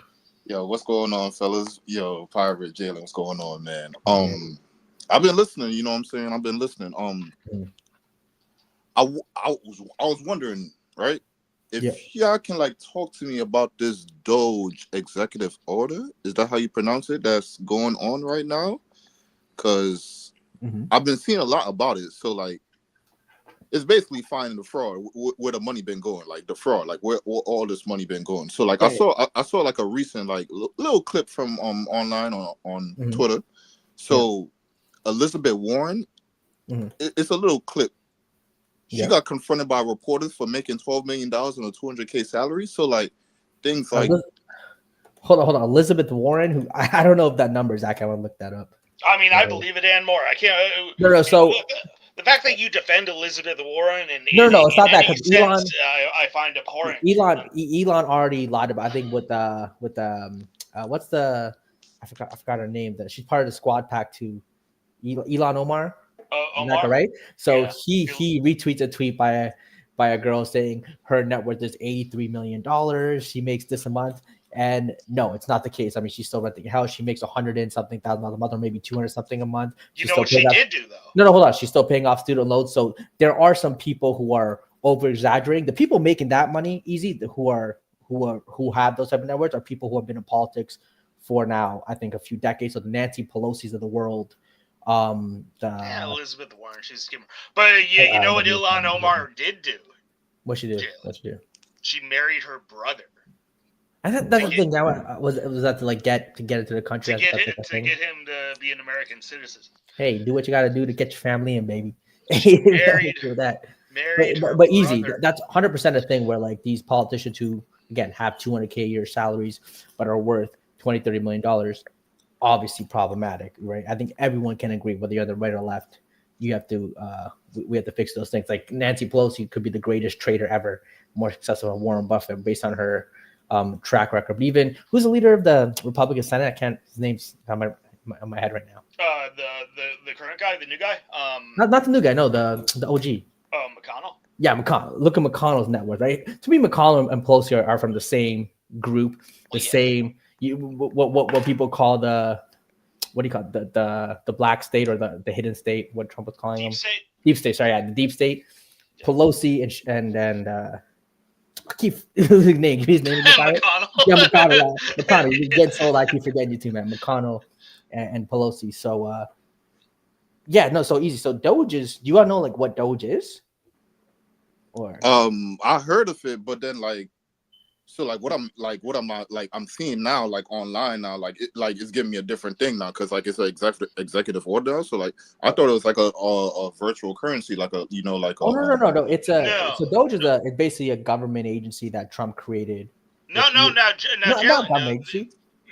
They've dug deeper that he didn't create it. So you know what he actually did here, and it's amazing. He's Doge he's repurposed. A department created by Obama. Oh, okay. So Obama created the department. It was called like the digital something. Okay. So yeah, people are mistaken that he's. It's actually. I mean, you can call it finessing, but he repurposed that organization. Yeah, he repurposed the organization, and they're basically just trying to find government corruption, misspending throughout in every aspect of government, right? Whether that be education, military, healthcare, politicians, but they're siphoning money. So they're trying to find government corruption in spending out of the $1 trillion budget, or $1 trillion budget. $6 trillion budget. Yeah, $6 trillion budget. They're trying to figure out where that money is going, and he's just finding flaw after flaw, which I think everyone knew was being happening with stolen, but he's the first guy to really give credit to Trump for doing it, the first president to really take action on it, go inside the government. Legit, the first time we're actually following through, which is a good thing. You have to, like, whether you're left or right, you have to agree with. It has the potential, like, and didn't I say this on election night? I said this administration has the potential to be one of the biggest turning point administrations in modern history, at least, if not all of American history. This could be, we could see the most major changes in the fundamental structure of the federal government over the next 4 years. In a lot of ways, I think this is one of the things I expected Obama to do.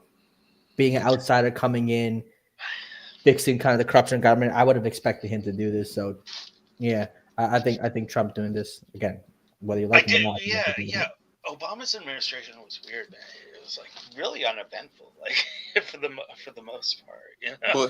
But here's my thing though, because we already know, like, and from wasn't all this being like done from before though? So like we would already know, like, if all the money hasn't been being put towards the resources that need to be put to. So like we should already know about that already, right? So like this is just like being like, well, no, but easy. Like the government, the federal government has become so expansive with so many agencies and so much money flooding through, 1,000 agencies for 1,000 different projects under each agency.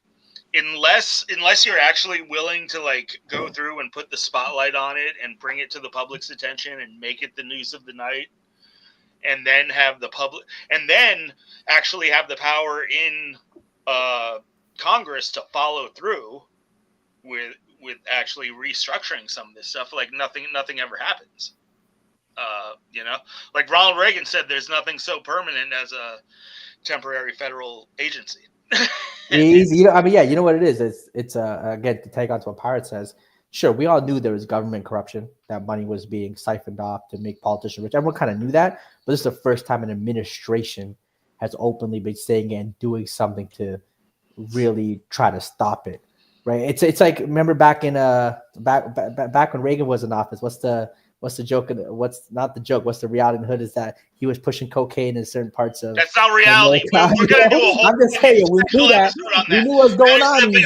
I've got receipts on that up the wazoo. Going on. Anyone who's still pushing that nonsense in 2025 is an uneducated. Hey, I'll say, look, I'm not too familiar with that, but I know that was a huge talking thing. It was a huge talking point. Yeah. But real quick, people now today, kids today in 2025 don't even understand that whole myth came about a decade after Reagan was out of office. It first started in a story by the Mercury Sun in 1997 about the CEI selling crack and all this bullshit that was totally proven wrong. It's ridiculous. But wait, you don't think the CIA did some things detrimental? No, I don't think the CIA was selling crack. But you don't. Call me fucking crazy, all right? I don't think the CIA was fucking selling $5 rocks to Pookie on the Pirate. You're supporting the CIA and FBI now? That's crazy. I'm not. No, I'm just willing to say that, like, I know where crack came from. Hey, I'm a child of the '80s. I know where crack came from.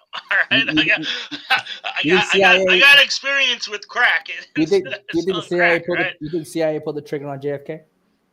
I don't know, but wasn't all of that supposed to be released? Like, didn't? Yeah, that's what I'm wondering. I think it was with like 1,000-page document, and nobody's read it yet. Like, what happened to that? Didn't that get released like a week ago or something? Yeah, I want to go see if things were redacted. If but again, that's one of those things where, like, I hope he did it. But wait, hold on, Mr. T. Nah, Jalen Pirate is lying. Mr. What am I lying about, Mr. T? You gotta elaborate here. Look up Oliver North. Mr. T, I'm sorry. How old are you? I'm pretty sure you sound like someone who I think you've seen a couple of snippets here and there. You heard Killer Mike's song, and now you think Reagan was selling crack rock in South Central. I hate to burst your bubble, But yeah, but back to the main topic, easy though. Crack spread in the inner cities because they took a very high cost commodity like cocaine, which costs a lot, and it's a powder, you can spill it all over the place. You mix it with baking soda, you make these little rocks that don't cost anything, and now you can go and sell it in the low-income neighborhoods.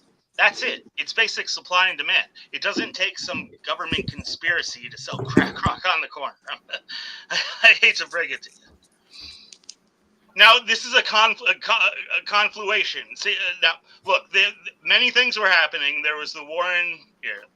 CIA was dealing with Bolivia, right-wing militia pushing with, yes.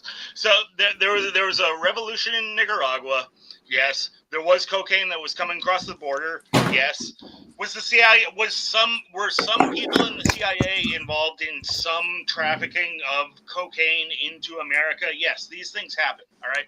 But there was not some directive from the president down through the CIA to be selling cocaine and crack rocks on the Nah, street. guys, Ronald Reagan just hated black people and wanted to destroy their communities. yeah, we just kidding with that. But yeah, no, back to the main thing. Easy. Basically, yeah, it's just this is the first time the actual government administration is openly calling out government corruption and really doing something to get rid of it. But is there like a next step after that, though? Is there like a next step after that? Because you could just call it out and just say like, yeah. So you want to see like, you want to hold people accountable. If people are stealing, they go to jail. Yeah. So I mean, the big step is a lot of things have to come together for something like this to actually be executed, right? I mean, you have to get the president Trump in office. You need to get the agency like Doge to do their thing. They have to effectively sort out some new spreadsheet of all the fat to trim.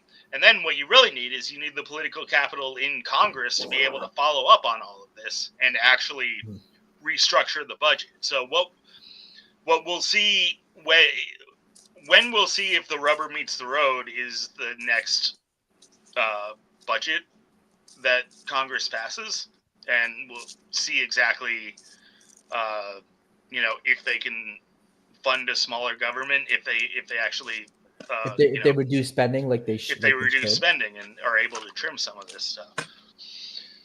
So, but is there any way to recoup the money that's already been given? Because if you're finding money that's been missing, like those are already in Swiss bank accounts. A lot of these politicians have taken them. Maybe some. But you could track that money, though, right? You could track that money. Like it's not like trust me, these Panama bank accounts, Swiss bank accounts, they make it very hard. And it's one of those things where I think a couple politicians might take the fall for everyone. But you might see 2 to 4 politicians that take the fall, but a ton will get away with it. It's just one of those situations where, again, a lot of them will get away with it, but hopefully never happens again while moving on. All right, real quick, Mr. T again is saying cap about this whole cocaine thing. Now, this is something I think this is a good example of things. Mr. T, pop up, Mr. T. People should do in all aspects of life. Once you start going down a path of one information, always look to see the counter information. Now, you seem to be someone, you've probably read and heard some things that advocate the whole CIA Reagan selling crack thing, and you can find that information. I encourage you to tonight or over the next week, go online, look up some of the other counter information. Look up the Mercury Sun article. Look up the story about how the article came out in it was either the Sun or the Times or something in 1997.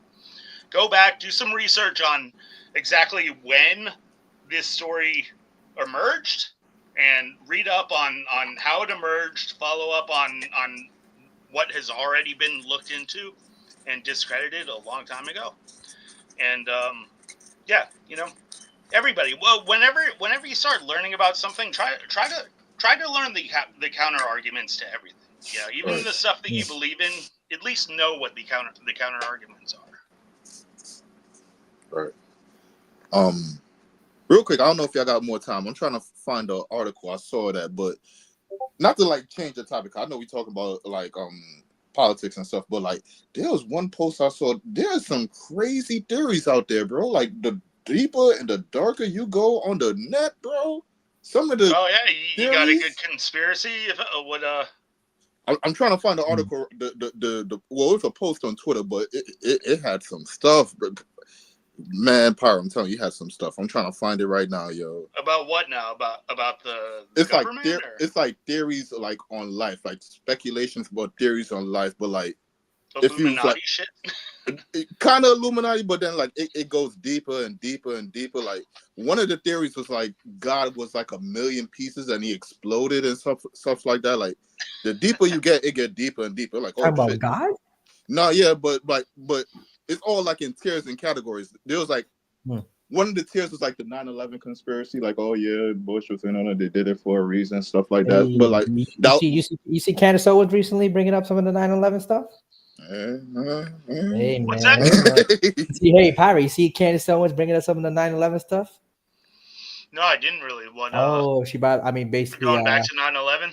No, basically how steel beam. No. This is. I mean, how jet fuel doesn't burn steel beams. No. How some Jewish people were pre-warned. She's on a serious anti-Jewish kick the last years. I don't want to say anti-Jewish kick. She's again, I don't want to just throw out terms for people when they have a point of view. Again, I actually think Candace Owens is. I don't agree with everything she says, but I think I like her for the most part. Yeah, exactly. I think she wholeheartedly wants to find out the truth about a lot of things. You know what I mean? I want to say that. Yeah. Did you see the Kanye? Yeah, Kanye's having a mental episode. Kanye's going on a spree. It's crazy. For such a talented musician, to kind of divulge to what he's become the past few years, I think it's such a shame. Really, a musician for a generation, one of the great artistic minds. I feel he's a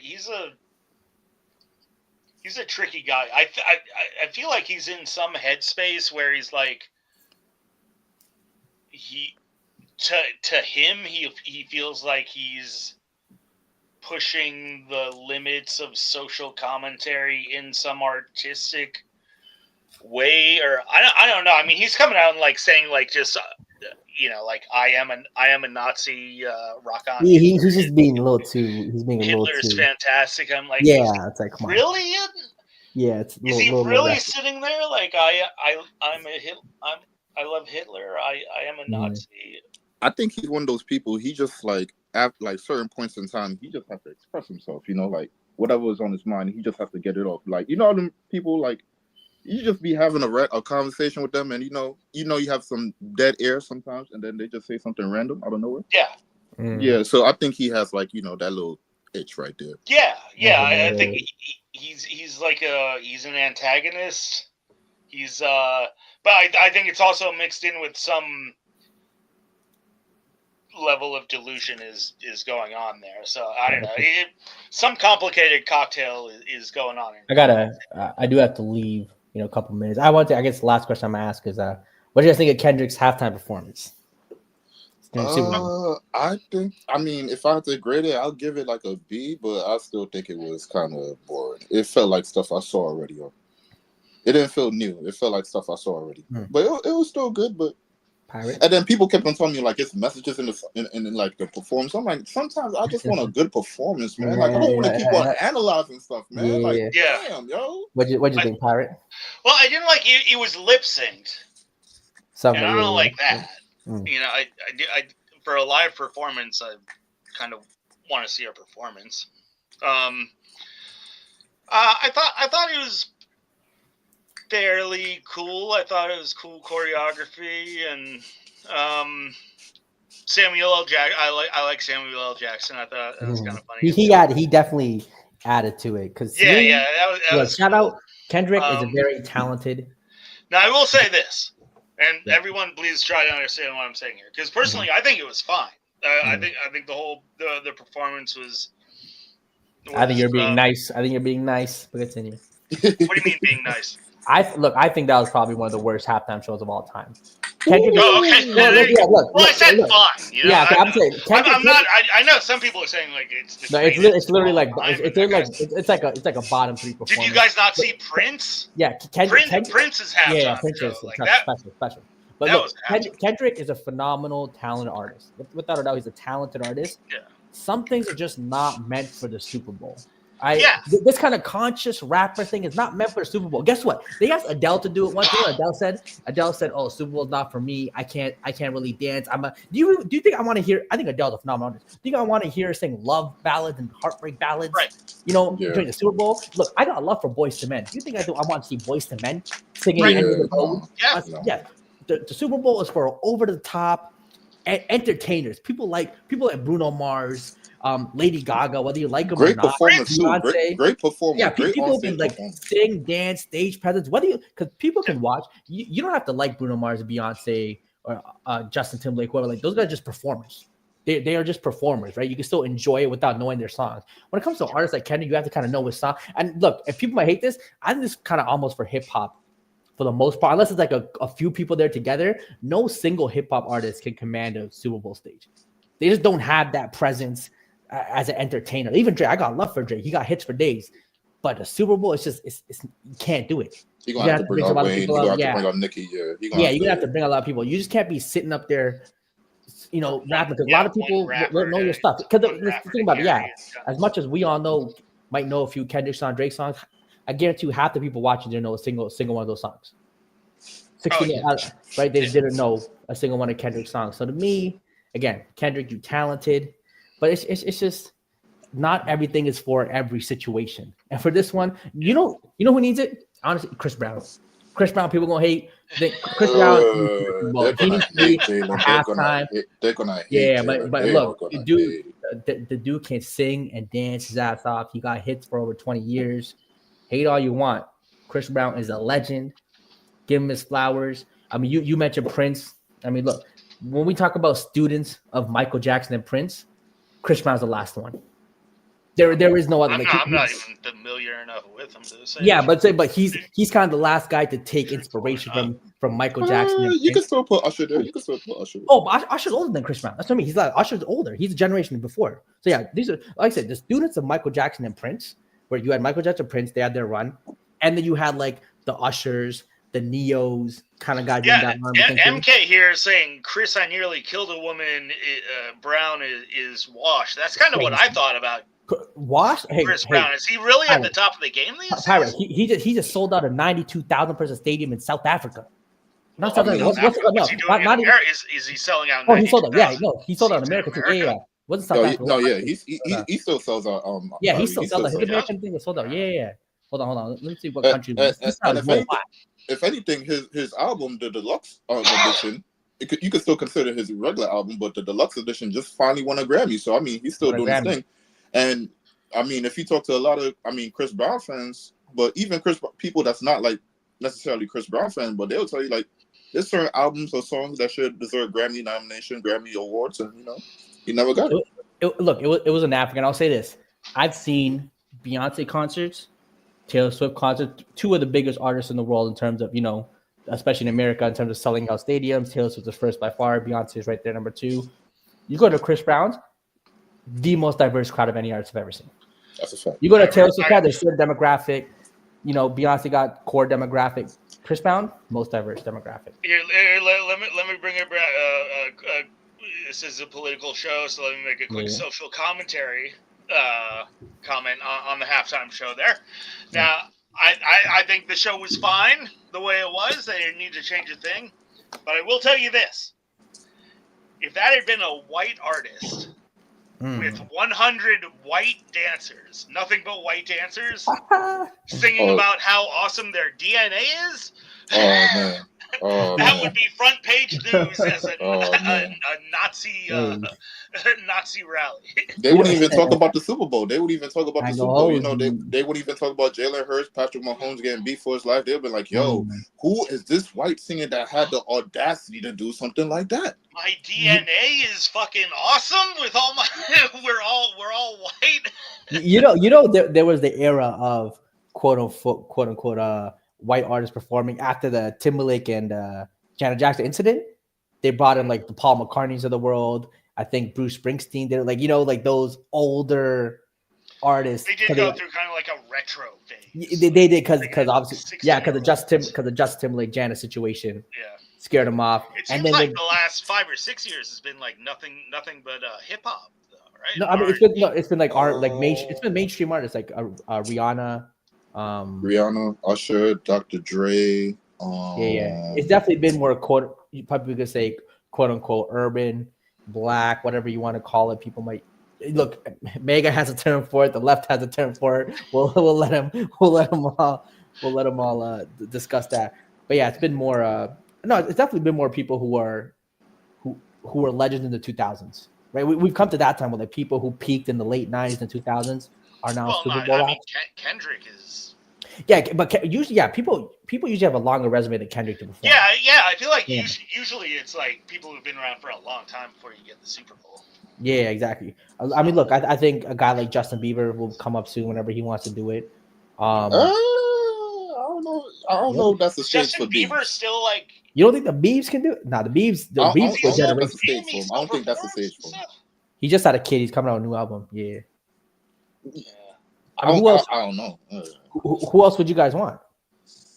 I mean, I don't know. I'm an old man, you know. I mean, I listen to like. You want the Eagles pirate? Dead for the last 50 years. Yeah, that's what I'm saying. I was like, so I guess the demographic they're targeting, Bieber would be. Taylor Swift will do it eventually, right? She's just going to do it eventually. I just don't know when, but she'll do it eventually. I don't get Taylor Swift at all. I've listened to her a couple songs. I do not understand.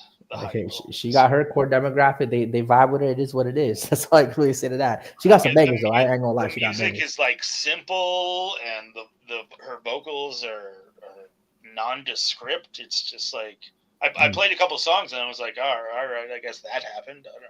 Yeah, I hear you. How did this take over the world? I mean, I would like to see Taylor. I think when Taylor does her stuff, that'll be the highest rated Super Bowl show. I think halftime show. I think that's the one that's going to take the cake. Bad Bunny could do it too. He's pretty huge. Bad Bunny too. But he gonna have to have some American artist features. He definitely gonna have to have that. But I'm not gonna lie. I would like to see Drake. I think Drake would have been perfect for a Super Bowl stage. It's Canadian. I'm not mad at it. I just don't know if a rapper can do it like that. Hopefully he can. But Canadian, you got to be American. This is Pyro, we taking out Game Across the Seas though. Shakira did it with J-Lo one year. What are you talking about? J-Lo, Shakira. The Weeknd is Canadian, Pirate. The Weeknd did it a couple years ago. Is Maroon 5? Well, that shit shouldn't have happened. Now Maroon 5 is American. Yeah, they're pretty American. What do you call it? I think I'm glad Lil Wayne didn't do it because hey, I got respect for Lil Wayne. He's a legend. Have you guys seen him live recently? Yeah, I did. I saw a clip. He's terrible. He's terrible. He's lost. It wasn't good. Yeah, it wasn't good. I don't want to see a legend be embarrassed on the Super Bowl stage. And that's what I'm saying. Like, you know, if you're just gonna lip sync like fucking Kendrick did, it doesn't matter. I mean, if you're gonna, Kendrick, you can still hear his voice. I know what you're saying. No, he was totally lip syncing. Half the time, he had like the microphone down at his knee. And this is one of the things. Like artists, like again, Usher, Justin Timberlake, Bruno Mars, they practice for years trying to be able to sing and dance at the same time without losing their breath, doing it like that takes years of training. People don't understand how difficult that is, right? And rappers are used to that. I saw the Rolling Stones live 25 years ago, and Mick Jagger was still an old man back then. And I mean, that's part of being the performer, being able to run around and like control your breath and sing. That's the impressive part of the whole thing. 100%. If you're just lip syncing, I mean, anybody can do that. I do think next year they might go the country route. It's been a while. They might get it because country was kind of booming year. They might get a Carrie Underwood. What the biggest country stars? I think they might capitalize on Taylor. I think they might use the Taylor. If she got booed. Did you see that? Yeah, she did get booed. She did get booed. Yeah, like I don't know if NFL fans are the biggest fans of her. They're pretty conservative. No, I wouldn't blame that on the. I wouldn't blame that on the. No, I see. Wait, he got booed too. I see Trump get booed too. Trump got a major round of applause. I mean, we guys watch these clips because I was hearing boos. I mean, I only saw like one or two clips. I didn't really see. I didn't even see the Taylor clip live. I only saw the replay when they posted on like Twitter and stuff. I would blame more of the NFL more for the Taylor Swift boom because they've been pushed like from like what last season they've been pushing Taylor Swift. Yeah, they've been pushing like her onto the people just to bring in more people to the game. So like I wouldn't blame all that on her. I'll blame that more on the NFL. When you're dating, I guess when you're that big of a star and you're dating Travis Kelce. But she ain't got, I mean, what can she do about that? Then, like, you know what's crazy? She's like, to me, she's generally a nice girl. She's not like mean to people. She doesn't say anything crazy.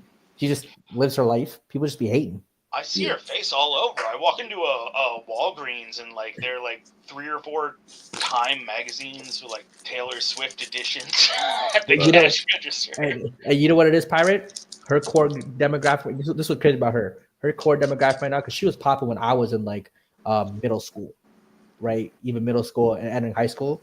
That age demographic now are mothers to new daughters. Yeah. She got their mothers hooked and the daughters. You know how crazy that is? She has different generations hooked.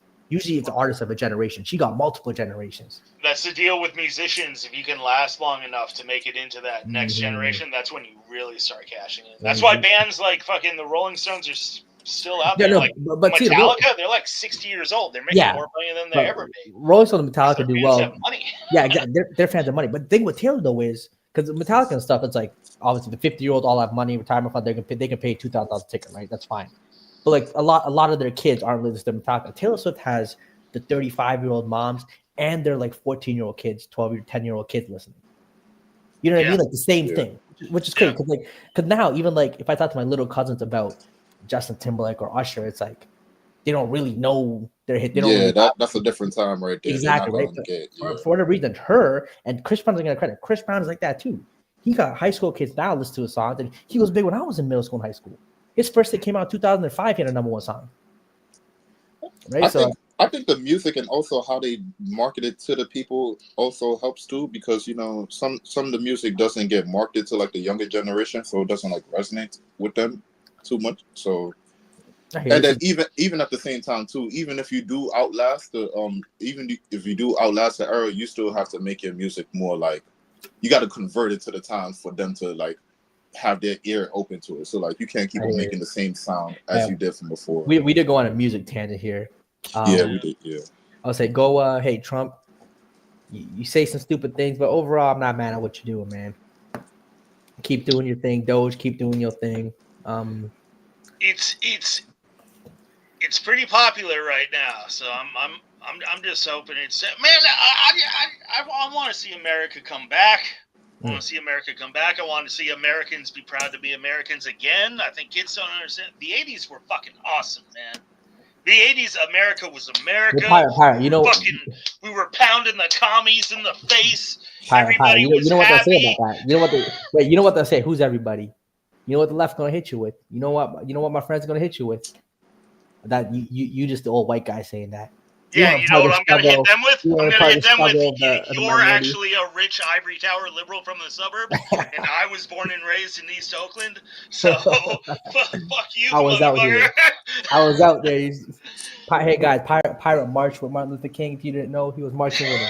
Right next to him. Quite that old. But the funny part is, like, the same people that's trying to criticize how Pirate talking, when they have a position of power, they're going to talk about they're going to talk down to the same way, probably even worse to the people that's even below them when they get a low position of power. So, like, I mean, I just like that's the politics, right? That's the politics. But that's just Pirate view. Like in the 80s, that's life was better for me. Like, don't because it was fucked up for you. Don't think I'm just going to take on that. Like it was fucked up for me. I ain't about to lie about my situation. Pirate was also like young and probably had like a hot girlfriend, living life with different women every day.